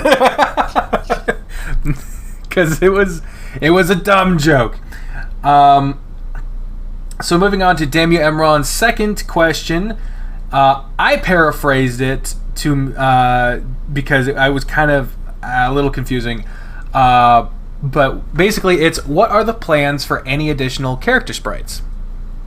I mentioned this earlier. We're probably going to be getting, well, we are going to be getting, we're going to be getting Julians and Daxtons. Mm-hmm. What about characters like Brian and all them? Well, the thing is, we've been working for 3 years on sprites. As any of you, as you're aware, we've had some difficulties in the past where we've changed them. Like, if you go on our Tumblr, we actually have a list which shows all the different versions of Leo, all the different versions of Jenna throughout the years. You can see just how much they've changed. At this point, we're done. We want to get our expressions, and we want to get all our characters, the main characters, and then we're done. So basically, I don't think if someone has a gray portrait like Brian or Jeremy, you have that gray portrait bar where it says their name, they probably aren't going to be getting a sprite. It's only usually major characters. Okay. That makes sense. I mean, definitely, it even if they ever wound up doing it, it would definitely be like a way down the line, like after shit is... I've gotten some inquiries about, we have a few minor characters. That's something on the Patreon that's mentioned, like people who donate a certain amount get to be featured as minor characters, but no minor characters so far have been featured. One of the minor characters is Abuse, who is our new music guy. He's been donating for a very long time, a very large amount of money. So he'll be appearing, and he wants a sprite of himself in the game, and he's willing to pay for that himself and get that done. So you might see Abuse, the twinkish boar, show up at some point. He's really cool. Cool. Yeah, because I've always had a weird, like, trying to wrap my mind around the whole pay for your character to be in a place reward, because there's some games that I've seen refuse to do that because it's like, it's just adding window dressing for the rich players that the poor people, the vast majority of them, can't afford, and yada yada, and so we didn't want to, because it doesn't add anything to the story. And then other people are like, it's a way to engage in the story and for people to feel more invested in the game and people to help contributing to the game and yada yada. And so I'm very conflicted about how I feel about people being able to buy their character into a game. But I guess, what do you think about the put in your own characters for Black 8 and Echo? Like, what do you think about Malo or Mika or Daxton or Chrome? Those characters that were all paid to be in the game. Do you think that they added to the experience, or do you think they stood out? Well, see, that's sort of the question. Because that's actually what I was thinking, is that it really depends on how they're incorporated into the game. Because a game like Major Minor, for example, a lot of their characters came from other people, but they had their personalities like written into the game, and they were actually put in places where they would actually impact the story in a significant way. Or even if they weren't, they would be there for some purpose. They wouldn't just be like, hey, and then they're gone. And so you mentioned the characters in Echo that are actually there and impacting the story. You know, you said Daxton, Kudzu, and fucking Kudzu, yeah. Man, people like Kudzu more than they like Leo, and they're like, "When's our Kudzu route?" And Kudzu is so flattered. Like, he's been my friend for a while, and he's so happy with how it's turned out. Oh yeah, how incorporated he's been into the game. So, dude, I'm really glad how he turned out. I am so scared that Kudzu's gonna get fucking murdered. Not in the game, goddammit. I don't know him in real life, but because I just keep seeing Leo fucking pushing him and hurting him and casting him away and shit, and I'm like, oh my god, something bad is gonna happen. But I'm definitely in the camp of people that like Kudzu more than Leo at this point, but that I definitely want to say at this point, because when we figure out the answer to the question, who is the real Leo, I think that will help me see a little more of Leo in his actual, like, what's happening to him versus what's what is him being forced into and shit like that. Like I'm partially Leo, not a fan, but I'll gladly and easily admit that I have not seen the whole.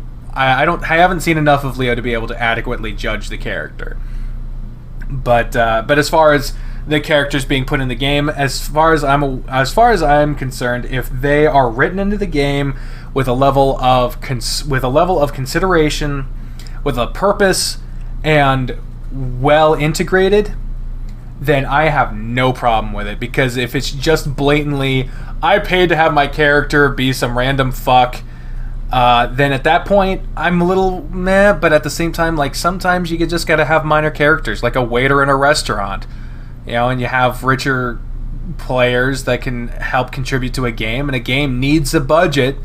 So being against that richer patrons contributing in that way would be kind of like being against people making a game and having food to eat. So you can see why I'm a little conflicted.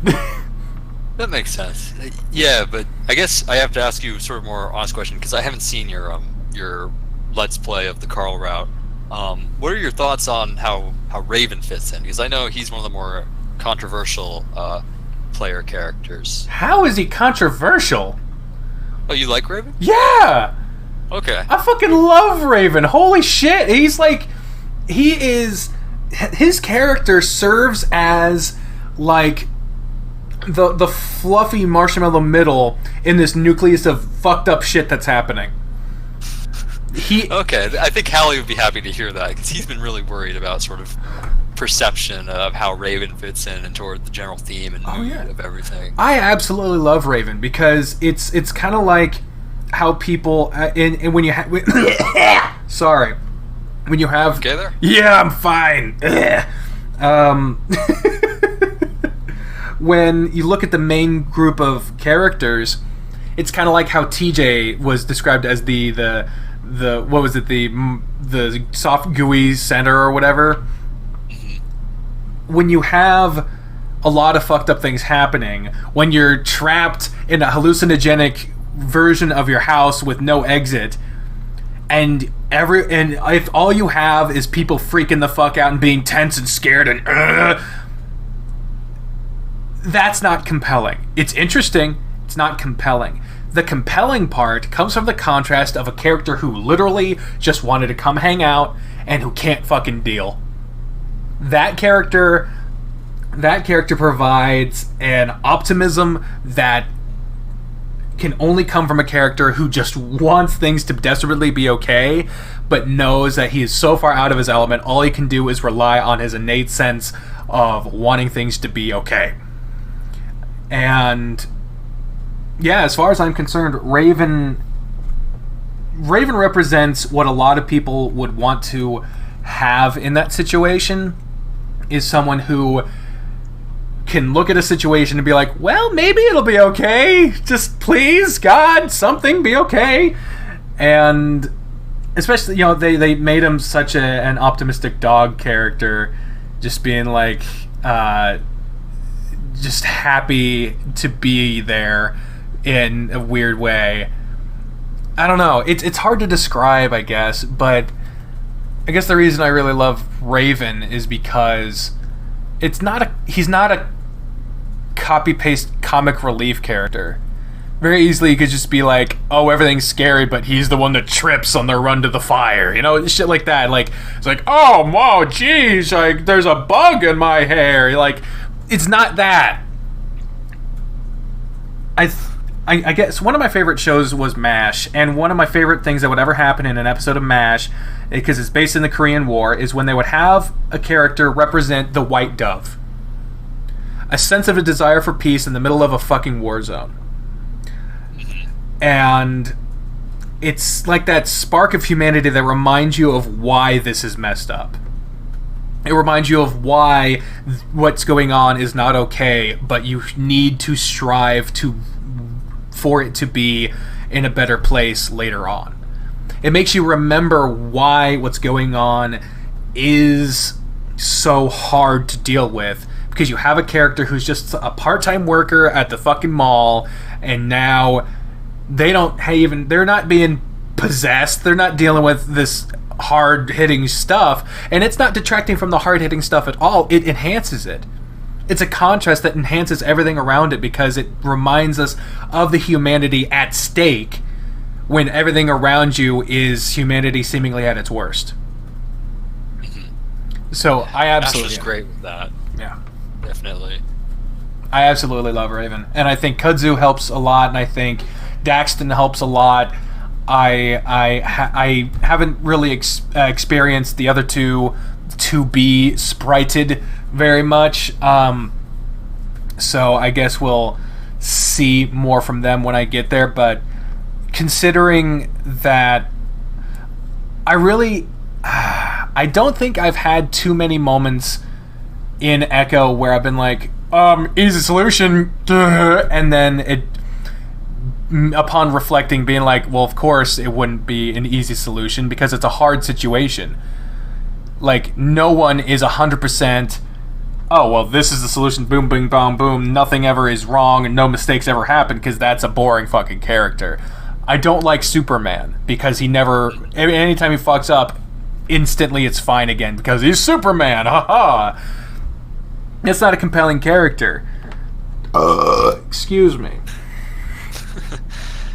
Yeah, well, what's interesting about Raven is that, according to what I've heard from Hallie, is that the person who wanted to get Raven is a German fellow who did not speak very much English, and he originally wanted us to like have this really rainbowy character, like rainbow hair and spiked and stuff, and he said just make him, he's happy all the time and helps everyone whenever he can, and Hallie had to work with that.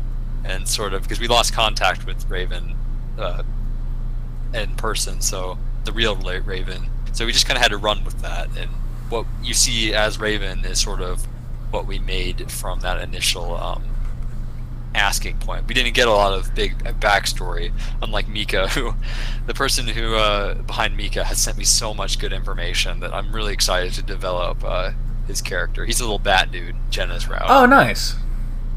Yeah, I just sort of got introduced to them, and I haven't really gotten to see much from them.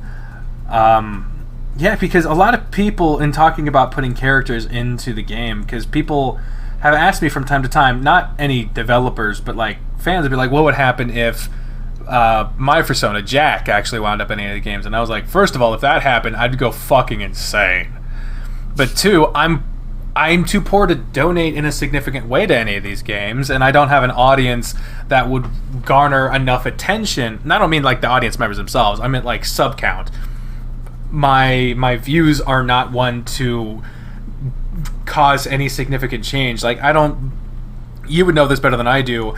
Was there like a shift in people coming to the Patreon page after I started playing the game? Like, I don't know when you started playing. See, there you go. Like, if fucking Markiplier played the game, then all of a sudden you guys are swimming in it. Like, you would know if it was significant enough to warrant something like that. But yeah, I don't think that unless I can contribute in a significant way to any game, which since I am financially fucked, I can't. I don't think that I would kind of deserve it in a way. It sounds like a kind of a weird way to phrase it, but well, I don't know. What do you think about that? Well, the idea of having your character in something like a visual novel as sort of like a luxury item is a weird thing to think about. Yeah. Because it's not... I'm trying to think like in other literary works, like how what's comparable to that sort of situation. Like if you're writing Harry Potter and you're J.K. Rowling and some rich guy wants his son as one of the characters and will pay you a bunch of money, and then will that influence the whole artistic integrity of it? But we started from the very beginning. We wanted it sort of based around like, well, we're part of, this is a furry visual novel and we're supported by the furry community. We want members of that community in it. Yeah. Especially the ones who care about it the most, that are willing to like donate the most because they're heavily invested. They really like it. They like the idea. They want to be a part of it in more sort of official fashion. Yeah, and it kind of shows a gratitude, because it's like, you know, when you make a game, you have to have a budget. Like, no one can just dedicate the amount of time, effort, resources into making a game that's worth its salt at all without having the resources to be able to dedicate that time, effort, and resources into it. Like, absolutely, we surpassed Blackgate's Patreon numbers last week, and it was just insane. I never thought we'd see the day that happened. Damn, congrats, dude. I think it's more on account that Blackgate has been losing Patreon dollars rather than we've been gaining any significant amount. But we're almost to the 2,000. So damn, 2,000 a month. That's fucking incredible. Or is that 2,000 a build? I think it's 2,000 a month. Yeah, 2,000. I believe we don't charge per demo. I believe we have one demo that's charged and one that isn't. So usually we only charge once a month. Damn, that's fucking 2,000 a month. I could fucking live. I wouldn't even have to go to work anymore. Like, that's the fucking American dream, isn't it?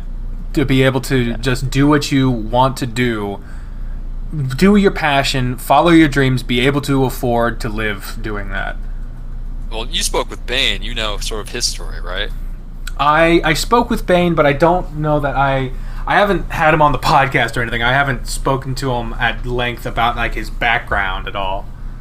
Well, I think he was in pharmaceuticals, and he was a chemist, and he was making absolutely tons of money. Damn.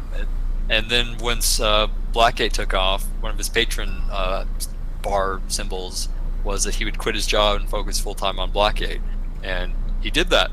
He quit his job and worked on Blackgate full time. But everyone here, Hallie and I are both full time employees. I'm a city planner, and I don't know where he works, but it's kind of difficult trying to get each update out when we've got all this other stuff. But it's fun. I really enjoy Echo, so it doesn't really feel like too much work. That's good. That's man, because that's one of my Patreon things as well. Is I think once I get to 1,000 a month, or maybe it's just 800, because I live in a small fucking town, so rent is not that big. But if I can reliably make it to like 800 or 1,000 a month, then I can dedicate myself to doing YouTube full time. Which is good, because I have social anxiety and a lot of other mental problems, so I've been denied disability like 3 times. So in order to like survive, I have to go to work, and it rips me apart every time I do it. I've had like panic attacks and like a heart attack. Like I'm 23, for fuck's sake. It's not good. The point is, what I'm trying to get at is not feel sorry for me, but I feel really glad that not only Bane was able to do that, to be able to fulfill what he's wanting to do via Patreon. I think it's a very powerful tool, but I'm really glad that you guys have gotten to 2,000 a month. How much would it have to... We're almost there. We're at like 1,780. Nice. I've been trying to... Actually, no, go ahead. You were going to say something. I was just going to ask, like, how much would it have to get to for you to feel comfortable going full-time with Echo? I'm not about to quit my career with the city. Okay. I am extremely lucky to have gotten the job that I did. When I was working on Echo Route 65, I was an unpaid volunteer, just doing freebie stuff, living with my parents. I didn't know where anything was going with life. I just recently graduated. I could not find work. I'd applied to over 100 jobs. And so I got really fortunate to be where I am and to be able to be in the position I am, to be 22 years old and be a city planner. So Damn! I don't think I'd ever do that. It'd be something difficult to explain to the parents too. Yeah. I quit my job as city planner to write a gay-free visual novel. That would be hard to explain, yes. And that is good, because like, you never know. Like, at any point something could happen, and well, you already left your stable job. Now you're relying on this thing. You never fucking know. So that's one thing that, like, I have paranoia about that shit. I'm like, maybe I bumped that goal up a little bit. Like, I need to it's got to be tough to be able to do that. But I'm glad that you graduated from university. What was your degree like? I got 2 degrees and a minor. I got public management and urban planning, and I got a minor in geographic information systems. So if you're playing the Flynn route, there's a lot of babble about GIS stuff and planning, and it's just my chance to throw in all the crap I deal with. But I realize that city governments in towns of like 50 people are completely different from the stuff that I have to deal with here. So a lot of that, I was doing some research trying to figure out what the hell Flynn would actually be responsible for, and the answer is pretty much what Flynn talks about in the game, where he really usually has jack shit to do as a city clerk in a town of 50 people. Good lord. Because I was talking to the dev team behind the Pirate's Fate, and it's 2 guys. One of them is a lawyer, the other one's a political science major, and I'm like, holy shit!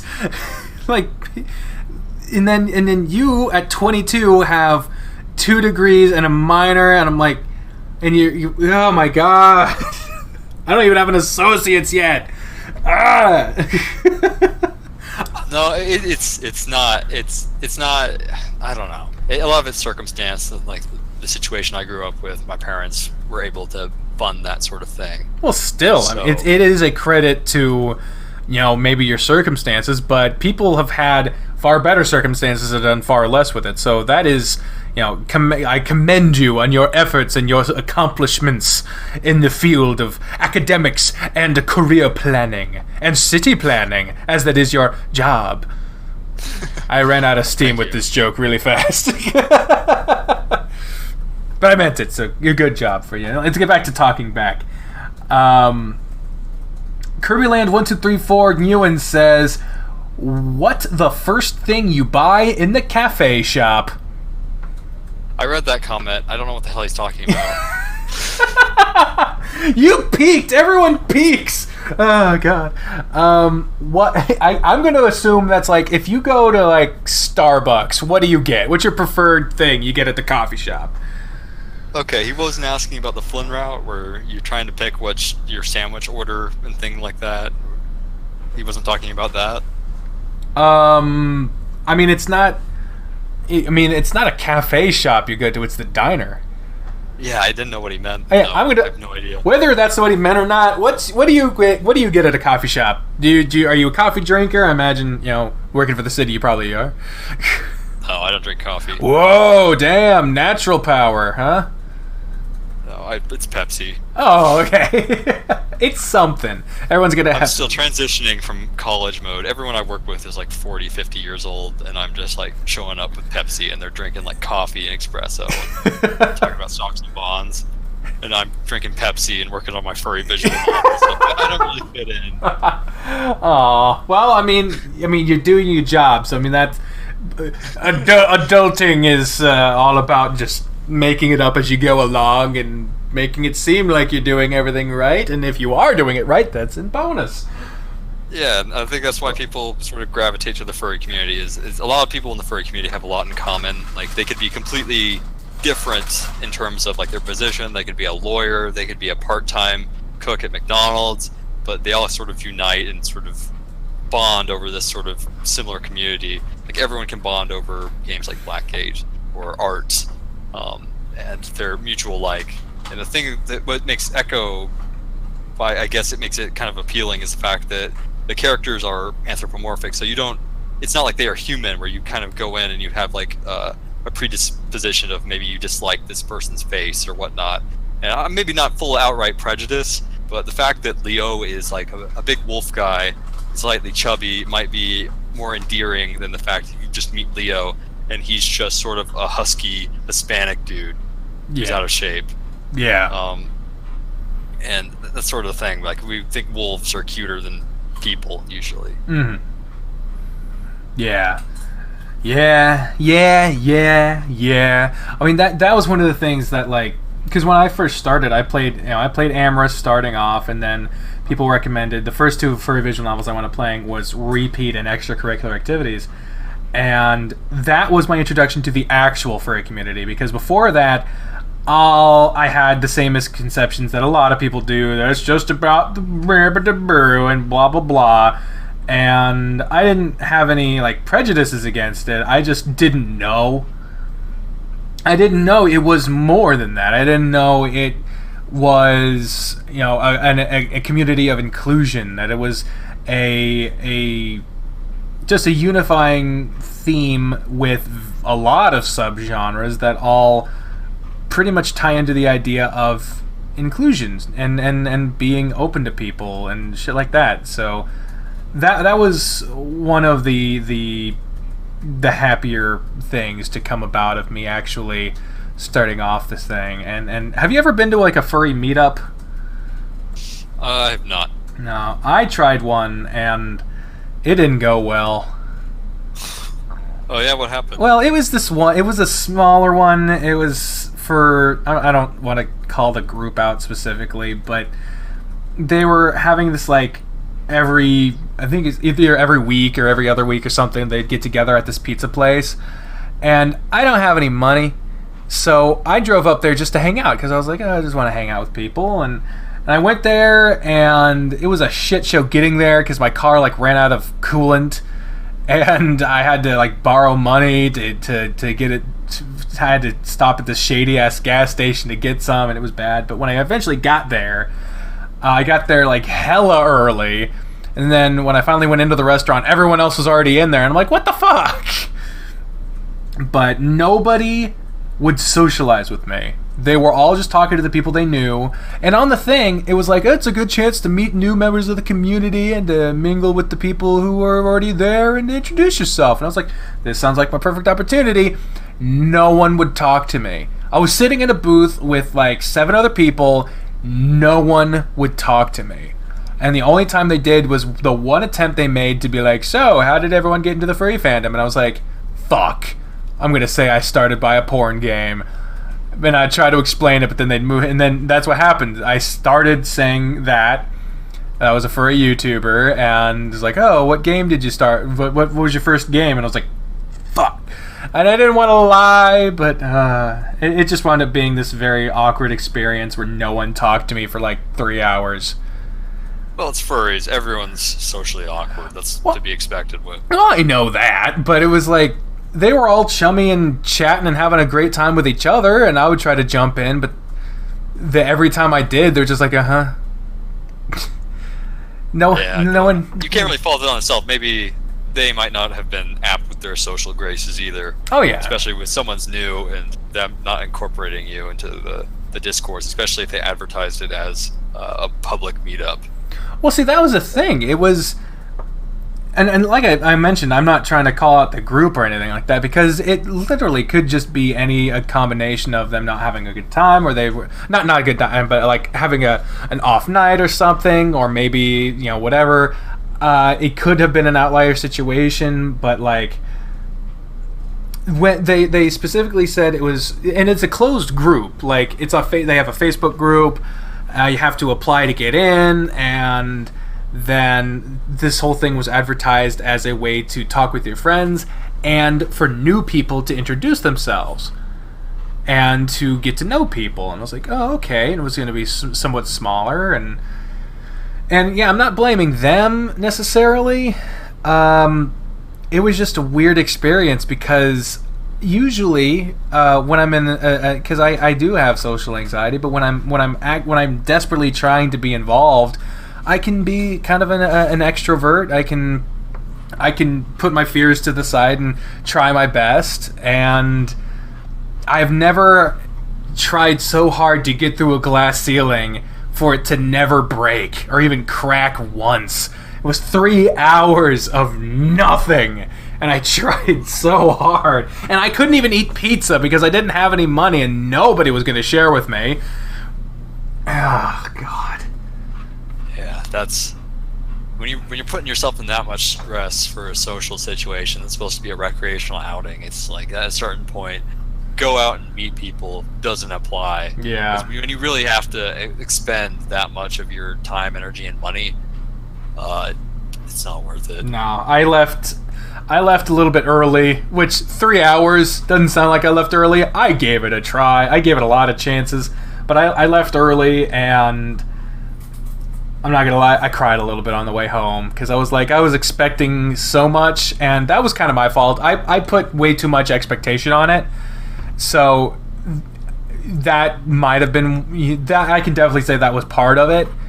I didn't expect it to be fucking Anthrocon or some shit. It was gonna be like 5 or 6 people in a fucking booth at a pizza place. I understand that, but it was just like I was expecting to at least get to know someone. Oh.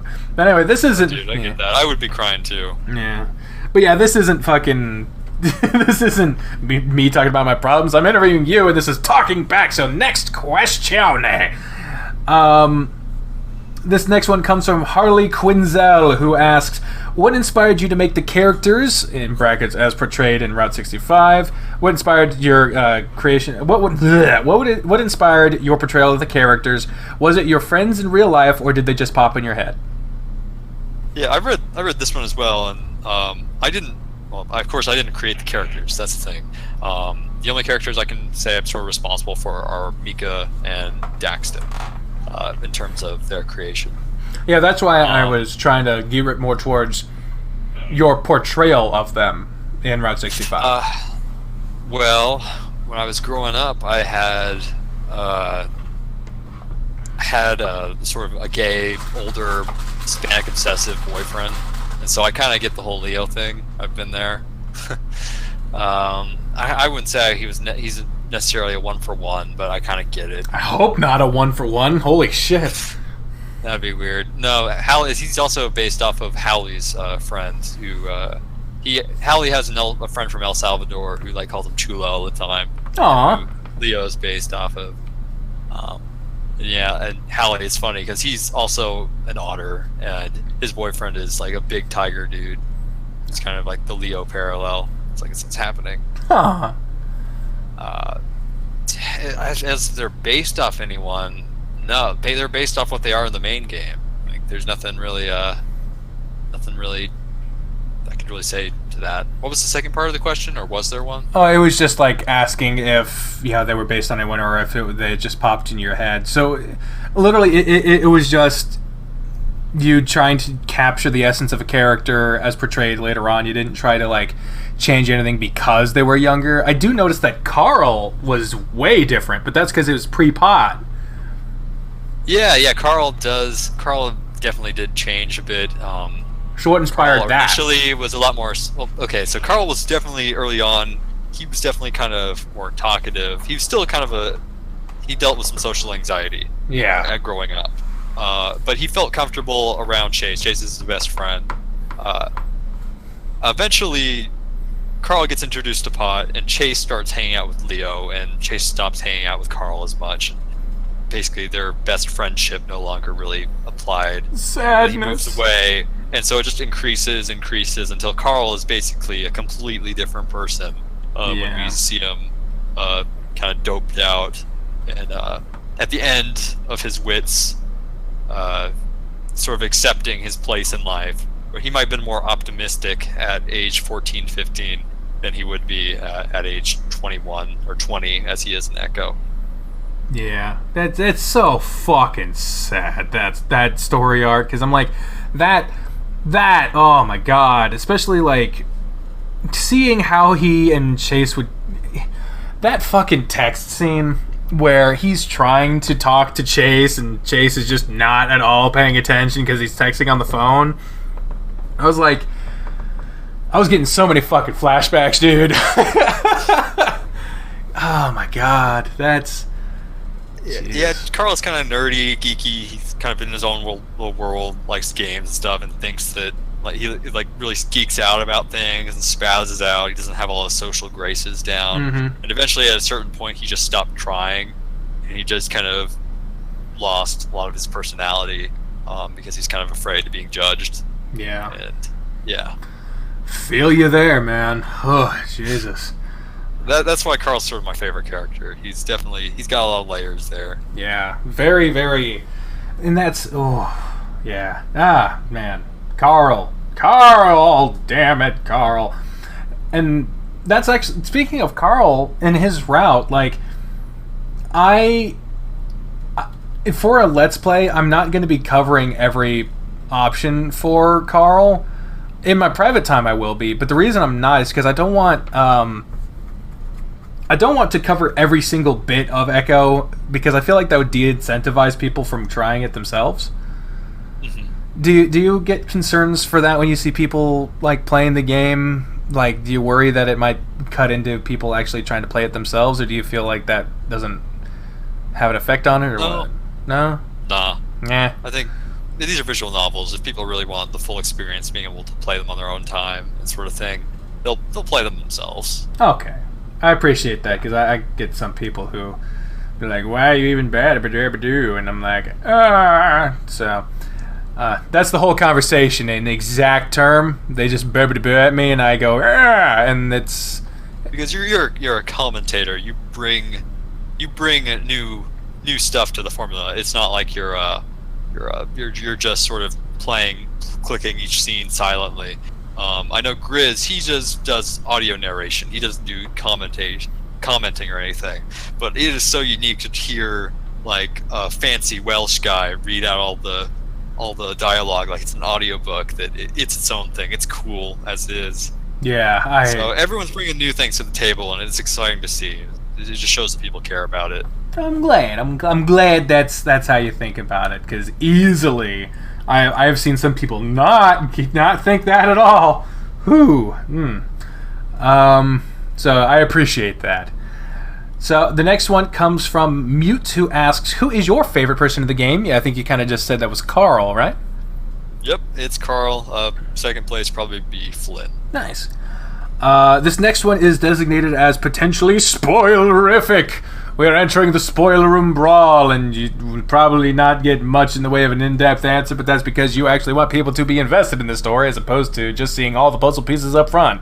You know, I think that's a good way, because it's simultaneously frustrating but also is encouraging, because it makes me think like you actually know what's going on, and that is something that I like to feel when I'm dealing with a story that I'm invested in. Oh no! I've seen the comments on stuff like U18chan where people were like worried when the game finally ends. We get to see whether or not they knew what they were doing, or were they just making it up as they were going along. And especially when Carl's route ended, and people were like, "Whoa, that wasn't it. We didn't find out what happened with Sydney. We didn't find out." The answer is this game is meant to be replayed. It's not just pick your husbando or waifu and stick with them. It's a lot of like seeing things from different angles is kind of what it's really one of the main facets is. Yeah. And I'm looking forward to seeing more of it, because, I mean, what is the updates? Is there an update schedule, and what is it if there is one? Usually Hallie will post it, but it's usually something comes out on the 15th, and then something comes out at the end of the month. Okay. Like, we've got a Flynn update for me coming out on the 15th, and that's going to be the last Flynn update for a while. Then it'll probably go back to Jenna. And then I think we're going to be seeing, don't quote me on this because I'm not 100%, we're going to be seeing possibly our first bit of content for Adastra or 1915. Okay. Well, we'll keep an eye out for that then, won't we? Mm-hmm. Oh, goodness. I have a gastrointestinal problem, so every once in a while when people complain about the burping in my videos, it's like it bothers me more than it bothers y'all, trust me. Oh god. They still don't know what it is. The doctors, I've gone to the doctor and they just give me like a pill to like minimize it, but it isn't going away and I don't know what's going on. But anyway. Oh yeah, someone was asking TJ. I mean, that's Howley's covering TJ's route, yeah? Yeah, but I do also write for TJ. I don't write for Alan, though. I saw that question. Yeah. I know what you're talking about. Yeah. God, because oh my god, like, Carl has a very emotional story just on a relatability standpoint, and then you add the actual story into it, and it's like, oh my god. TJ is one of the most interesting fucking I want to know so much more about TJ than pretty much any other character. And it's weird because I did not expect that at all. I did not expect that when I first started seeing TJ. But just seeing the beginning of his route and seeing how, like, the scavenger hunt is really, like, transforming him as he goes, I'm like, what the fuck? And then how everyone keeps saying, and TJ, oh god, poor TJ. That specific line keeps happening. And then the difference of the lines in the van, the never have I ever, and then just, oh my god, like, out of all the characters, for me, that's the character whose route that I want to... that's the route that I think about in my off time the most. But just remember, I fucking... and Inogami pointing out in the chat how people demanded Carl be the first route that I played. Because I was going to do Leo's route because it seemed like it was naturally building towards that, what with the scene outside the hotel and whatnot. But yeah, people demanded Carl first, and then what, did I go to Jenna after that? I think, yeah, it went Carl, Jenna, TJ, Leo, Flynn. It's been a hell of a journey, hasn't it? But yeah, this potentially spoilerific question comes from Kai the Wolf, who asks a series of potentially spoiler stuff. First, what was in the voicemail? 1 second. I think I wrote a note down for this about the voicemail. It's just like a picture that says, stop fucking asking questions.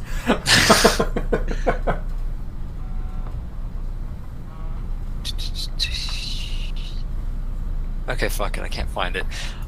Basically, the voicemail, I'm not going to go into specifics about what it said. I'm not going to read a transcript. Yeah. But it was, we can interpret that things were pretty awkward initially between Chase and his parents. But eventually, like, Chase even went through a whole phase of rebellion where he became sort of an emo kid. Oh, shit, really? Yeah. Damn. That's not just something I just made up. That's established. It's referenced quite a bit. He definitely went through a bit of an emo phase, and Leo ended up latching on by proxy and also sort of getting with this whole emo phase. They listened to really trashy music. Emo Leo. Lemo. Yeah, they had a sort of a small town subculture of two rebellion kind of thing going on. Like, fuck everybody else. Chase was a huge asshole. Mm-hmm. Leo didn't care about anyone but Chase, and there was that whole sort of phase where they had like really powerful, really strong love between those two. That was kind of sort of the whole, we're queer, we're different from everyone else, and we're in a shitty town, and fuck Echo. Mm-hmm. But eventually Chase's parents were like, we're totally fine with it. So the voicemail was definitely something that was kind of reassuring to Chase. Chase's parents aren't super discriminatory against that sort of thing. Well, that's good. That's good to hear. I'm glad to hear that, because I mean, a lot of people kept saying like, this is your parents, like, you're fine. So I'm glad to hear that. And Inugami the Hound pointing out in chat the fake breakup with Leo as well. That's something that was mentioned in the main game, and then you kind of see the same picture of Chase that is used in that moment later on in Route 65. You kind of see it referenced and shit like that. Like, I can't really ask you about that. I guess I can, but I don't know what there is you could mention about that, because that's kind of further on, or what would you say about that? I think you're referring to the prank. So that story was a short story that Halle wrote. It was the first short story for Echo, and it's sort of the first prequel we sort of had. was the whole cell phone prank. God, I got a lot of reading to do. I didn't know there were all these freaking prequels. Where are these things? There's a lot of short story stuff, which is just sort of clarification for patrons, and like a lot of times, a few of them are patron written. Like sometimes even our artists contribute one. Hallie's boyfriend did one about Flynn, what it was like working at the warehouse. It's just, they're essentially completely slice of life, with occasional glimpses into more important aspects, but nothing that's not too important to the point that its complete absence takes away something from the main game. Yeah, but I mean, I'm just for so people who want more interesting. Like, if they like the characters, they want to learn more. Yeah, where can I find those? Because I wanna know. Can you show me, please? On the Patreon page for I think $5 or $10 backers, so it's one of those paywall block things. Oh, okay. So those won't be getting a reading online, but the incentives keep piling up. Yeah, we have to offer something if we want to pay for Strange, the mega artist. He's definitely probably one of my most favorite artists of all time. That guy is fantastic. That Echo title background, he really, really captures the whole mood of the town, and I'm really excited to see more. We recently, I was just mentioning you before the podcast, so this probably wasn't recorded or live, but we got new art as well from a new artist who has been doing fan art for us for a very long time, since 2015. Wow. And he's fucking amazing. Let me just pull up an example of one of his fan art pieces, and I'll link it in the chat. In the Twitch chat or the Discord chat? The Twitch chat. Oh, okay. So Twitch followers can also take a look at this. And he'll be doing title cards. Basically the transition cards, Wednesday, Tuesday, Thursday. Each one will kind of have a sort of Rule of Rose style transition card, sort of representing events that took place during the day. Nice. Whoa! Holy shit, dude! That's fucking cool. He is a fantastic painter. His work is completely painted, and it's great. Jesus criminy, that's fucking awesome. Let's see if I can pull it up on here. Yeah. Get that, 'cause that is fucking incredible. Yeah, and there's also this one, which is pretty great. He's done 2 big pieces. These are his larger pieces. And their name was what again? Cardamon. Cardamon. Let me see if I can dig up his fur affinity, in case any of you guys want to check him out and support him. Such a big picture.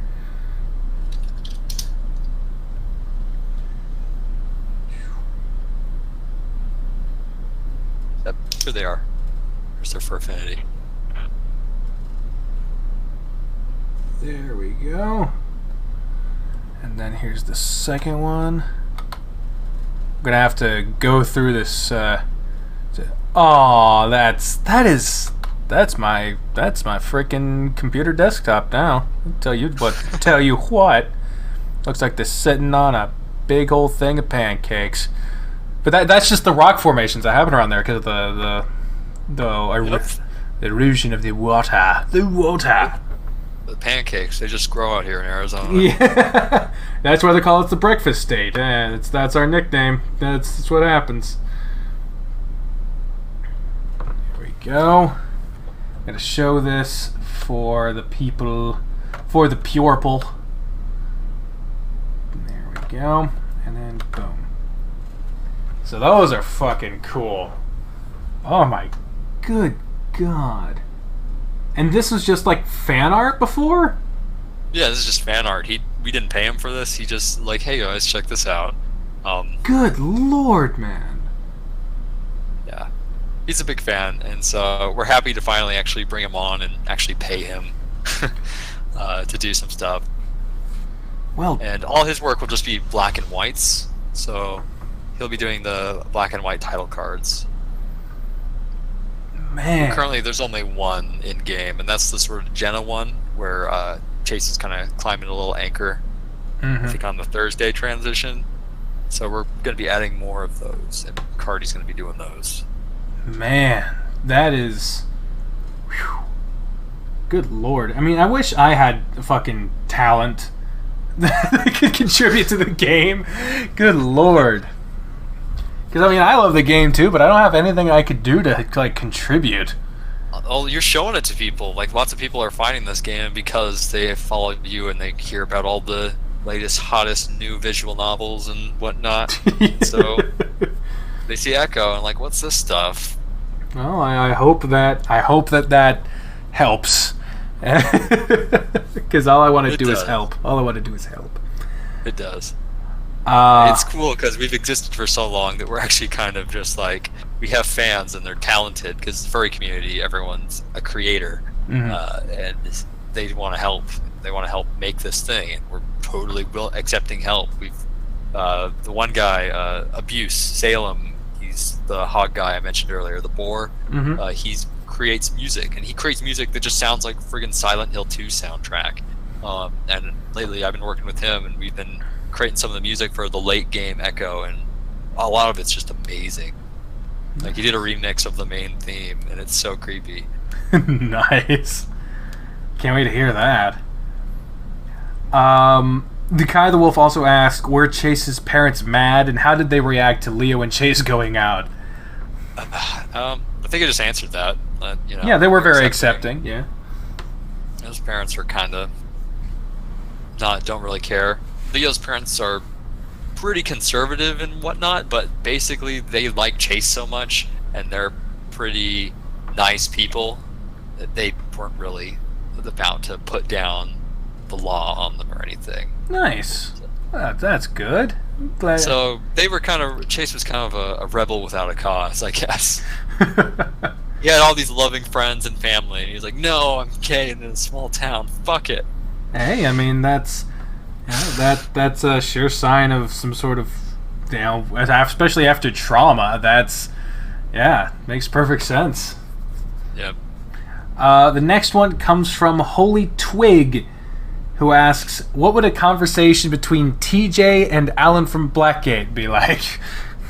Yeah, I think we covered this one already, where I basically said I don't write Alan, so I couldn't really speak for Alan, but I guess TJ would probably be wanting to get out of that conversation as soon as possible. He doesn't react well to drunkenness. He doesn't react well to salaciousness. So he'd be like sidestepping, like, "Oh, I have to go." Yeah, like I'm gonna go ahead and be anywhere else right now. See ya. And then the last one I have actually came in not too long ago, from Ptolemy. It's kind of a long one, but it's just with context. The question itself isn't that long. Starts off with them just saying that, you know, it might sound like a nerd, but this question is regarding the lore behind Route 65. And this is actually the last one of talking back before we get into the ending segments, because we've already reached the 2.5 hour mark by ourselves. Damn it. Okay. I'm cool with that. Here's the question. In Route 65, Chase mentions Carl's ancestor James, the town founder, being the reason why the townsfolk resent Carl's family. Carl responds that, quote, sodomy and mass murder has a way of sticking around. So it seems that everyone knows about James and John, at least to some extent. But in Echo, all the revelations about Carl and Jenna's ancestors seem to come as a surprise to Chase. Throughout the route, he acts like he's never heard anything about it. After browsing through the family archives, Chase tells Carl that apparently his great-great-grandfather was accused of sodomy. Carl is also visibly surprised and acts like he has never heard about it either. Example, Carl, what? Are you serious? How did you find that out? Is this something you overlooked, or is there a reason for their collective amnesia? Are the spirits toying with their memories? Will this be addressed at some point in the story? And then they go on to say that thank you to all the Echo team for creating such a wonderful experience. As far as furry visual novels go, it probably has some of the best writing around. You've all created something really special. I've answered this question before, actually. I think someone posted that exact question on U18 Chan. the whole thing is that question sort of was in the context of Carl sort of talking about the sort of collective sort of disdain that the Hendrix family has, and the people have toward the Hendrix family and Echo. That there's sort of this residual, they did fucked up stuff is sort of the thing. This general feeling that it permeates, like how the bus driver refers to their house as the castle, and there's slight references to how the people in the trailer park area on Jasmine Street don't really like Carl very much. And there's sort of is a general remembrance, a sort of general idea, but there's nothing like specific that they can point to. So that wasn't like supposed to be specifically referencing James Hendrix. There's been a lot of Hendrixes, as you'll find out in 1915. Yeah, that was intentional. That wasn't an oversight. But I guess you could seem like, oh, he's referring to those documents that his mom wrote. Maybe he just forgot about them. No, they were kind of just referring to stuff in general that just so happened to eventually turn out to be exactly correct. Okay. Cool. Well, now we'll move to the last. Now we will move to the last segment before the final remarks. This is a segment. It's a real quick one called Playing Favorites. I will go through a quick list of 10 things, and you will say what your favorite of those things are. Sound good? Yeah, go ahead. All right. Number 1, movie.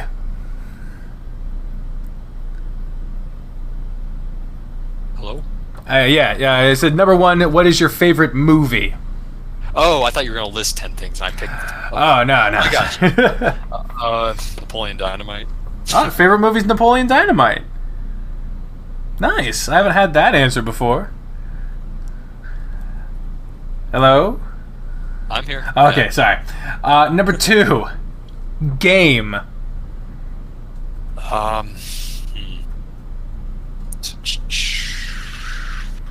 The Walking Dead season 1. That's good. I haven't played past. I did season 1, and then was it 400 days? 400 days. And then I started season 2, but for one reason or another I never finished it. Don't worry, all that matters is you played the first one, and 400 days is really good too. Like, I'm a sucker for choice and consequence games. Yeah, I mean, you're doing a non-linear visual novel. It's kind of your shtick. Number 3. Go ahead. Hallie wanted to do, when he originally had the plan for Echo, he wanted it to just be a kinetic novel, which are ones without choices. Mm-hmm. But I think Bane was the one who pressured him into putting in choices in, because they liked it in Blackgate. Mm-hmm. And so that's why Echo has choices. Nice. Hey, a little bit of backstage trivia about the influences of the other members of HTBH Games. Challenge everything. I can't finish something with games without thinking of EA Games back in the day. I don't know exactly what you're talking about, yeah. Yeah. Alright, number 3, food. Blazing Buffalo Ranch Doritos. Damn, you really are getting out of being a college student. Your favorite food is a Dorito flavor. Doritos and Pepsi, yeah. Ah, there you go. That's how you survive, man. Number 4, your favorite YouTuber. Obviously Deckerlink. God damn it! Kissing ass! I don't know. I have no idea. I guess the Super Best Friends. Nice. Two Best Friends Play. Oh, they're awesome. I fucking love their Two Best Friends Play. They did one for, it was back in the day, they did Slenderman. That was my first video. There's playing. Oh, yeah, Machinima. Yeah. They had their Machinima contract. Yeah. Okay. God, even I had a Machinima contract for a while. It's like they took everybody. Wow. Fuck. That was high prestige back in the day. Back in the day, yeah. Number 5, color. Beige, I guess. Beige. Okay. Why beige? Like, you can't. I gotta know why beige? I don't really have a favorite color. I guess I really like colors when they're contrasted with other colors, like kind of like cyan and magenta, Okay. orange and black. Like the colors look best. I have like favorite combinations, but not really like specific color. And I know that sounds like really Mary Sue answer. That's okay. What's your favorite color combo? I guess all Vice era cyan and magenta is kind of cool. Nice. Thinking Hotline Miami, that sort of thing. Oh, I love that. Like the neon fucking. I mean, for the record, I did featured McSkinny as black and red because your little icon on Discord is a dark character with red eyes. Oh, it's Charlie from Blackgate. Yeah, that's all I had to go off of. Yeah, I don't have a persona Yeah. or anything. I should have asked your favorite color combination. I don't know why I didn't. That is not an oversight. You are completely fine. I'm also noticing that every element of this thumbnail is fucked. Because everything is off center. It's because I've been staring at this thing for 2.5 hours, and oh my god, it's a hot mess. I'm gonna have to go and change that before I even put it online. Oh my god, I am so sorry. No, it's fine. I know a few people in the Echo Discord have been wanting to see the VOD of it, or when it's uploaded on YouTube, so just send me the link. Oh, absolutely. Pass it on to them. Will do. Number 6, your favorite drink? Pepsi? Pepsi! Do you prefer, like, just regular Pepsi, or what do you think about the alternate flavors of Pepsi? Cherry Pepsi, probably. Cherry Pepsi, that's a good one. The gayest version of Pepsi. The gayest Pepsi. I love it. Number 7, your favorite fantasy.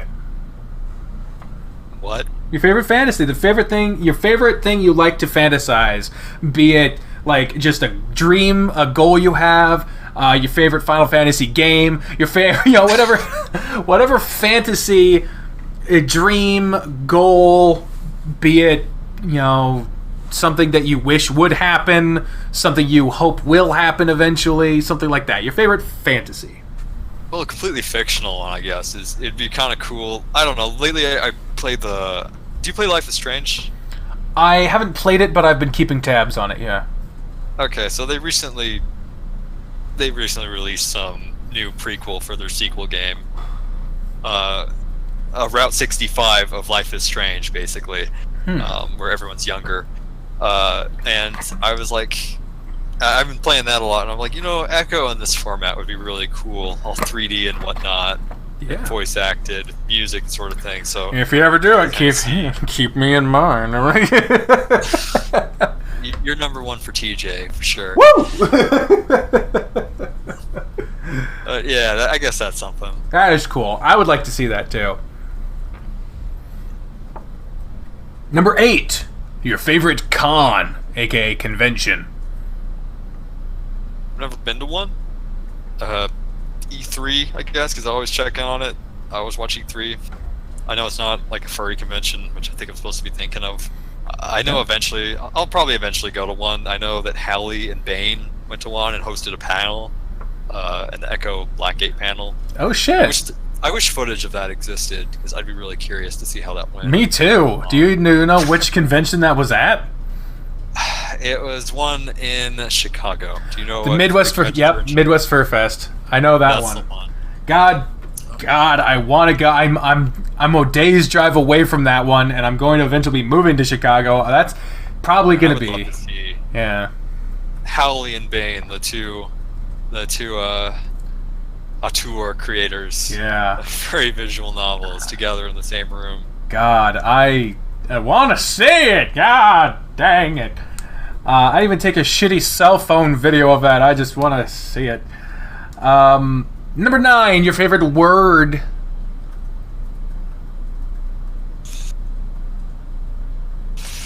I don't have one. You have a favorite word? Nah, I don't think I have one. I could not think of one either. Dang. Do you have any words you like? Deckerlink, that's a good one. Okay, I'll move on. Jesus. Good lord. Number 10. Your favorite thing to do at a store other than shop? Browse. You like browsing?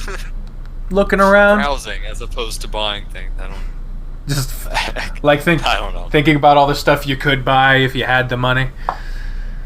Well, now I have the money. I just don't have the time. So that's it's a very. I'm dealing with the shift transition from having no money, and tons of time to having money but no time. So it's like I should spend my money, but set this thing up. Damn. Well, eventually it'll happen. Yeah, retirement when I'm 80. There you go. That's how you got it. That's what you do. It's what you got to do. All right. We have made it to the final questions. These are just things I ask everyone because I like to hear all the different answers. Number 1, what is something you wish people would ask you just so you could finally answer it?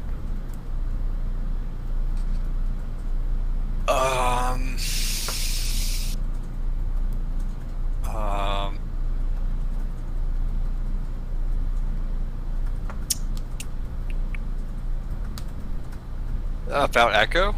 Anything. Is Carl gay? Is he gay? I can't answer that. Damn it! Oh, I love it. Number 2, if you could have any superpower, what would it be?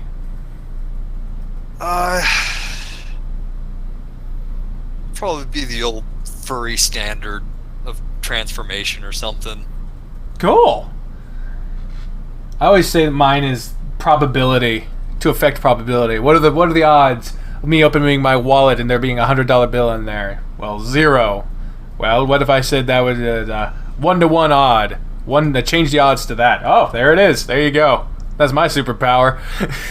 Oh, that's cool. Like luck affecting. Yeah. I don't hear that one much. Yeah, right? Like, it seems like the most obvious answer. Because you could have any powers. What are the odds that I have telekinesis? Well, 0. Let's change that. It's 1-to-1. Boom, I have it.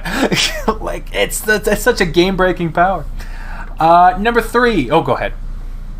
No, go ahead. Number 3. Just breathing. Yeah. How dare you interrupt me with your breathing nonsense? Oh, and then I burp right after that. The fuck's wrong with me? Number 3. What would have to happen to you for you to feel like you have, quote-unquote, made it? Made it in terms of Echo, I think when we're on Steam, and if we get some good reviews, if we get like a generally positive, seeing us on that Steam front page, that would be like the moment. I'm like, we did it. We did Echo. It's great. It's done. We're up there with all the other ones. So I think being hosted on Steam would be nice. Man, I can't wait to see that day myself. I'd be so proud. I'm so proud. If Amorous and Major Minor can do it, then there you go. We can do it. Number 4, and this is the last question. Do you have any funny or interesting stories at hotels? No. All right, that has been the podcast. No, I'm kidding. Like I know the people that usually get to talk to are people who go to like furry conventions, and like one time we found this mysterious powder, and like everyone tried to gas us and everything. But no, I don't have any furry con hotel traveling stories or anything like that. I haven't done anything of that nature. All my friends are usually like, I come from sort of the RP community, people who like role play on Elder Scrolls Online and World of Warcraft, that sort of thing, writing stories with that. Nice. So, not really a furry per se. That makes sense. Out of you're the 6th episode. I only a few have actually given an answer to this last one, so do not feel bad.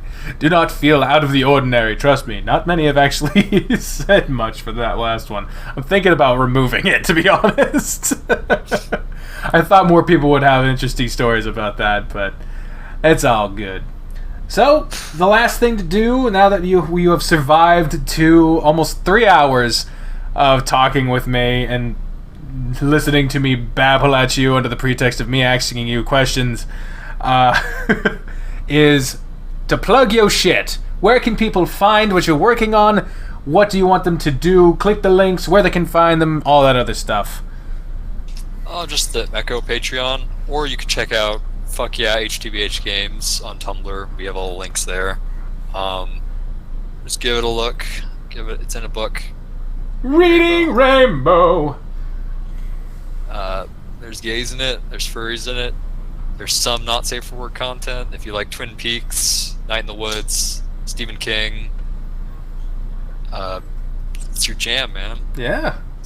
Let's check it out. Sounds good to me.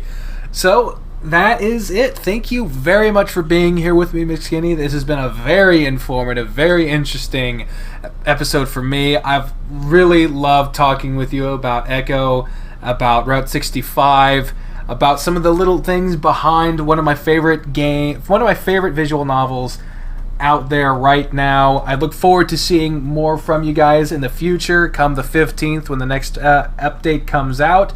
And until that time, thank you all for joining us, watching this either live or on YouTube after it's been done. And yeah, this is just outro time, I guess. Thank you all very much for watching, and until next time, ladies and gentlemen, I have been the trained unprofessional, speaking for myself and the voices in my head, and McSkinny. And I say, until next time. Bye, everyone. There you go. Fare thee well. Bye, everyone!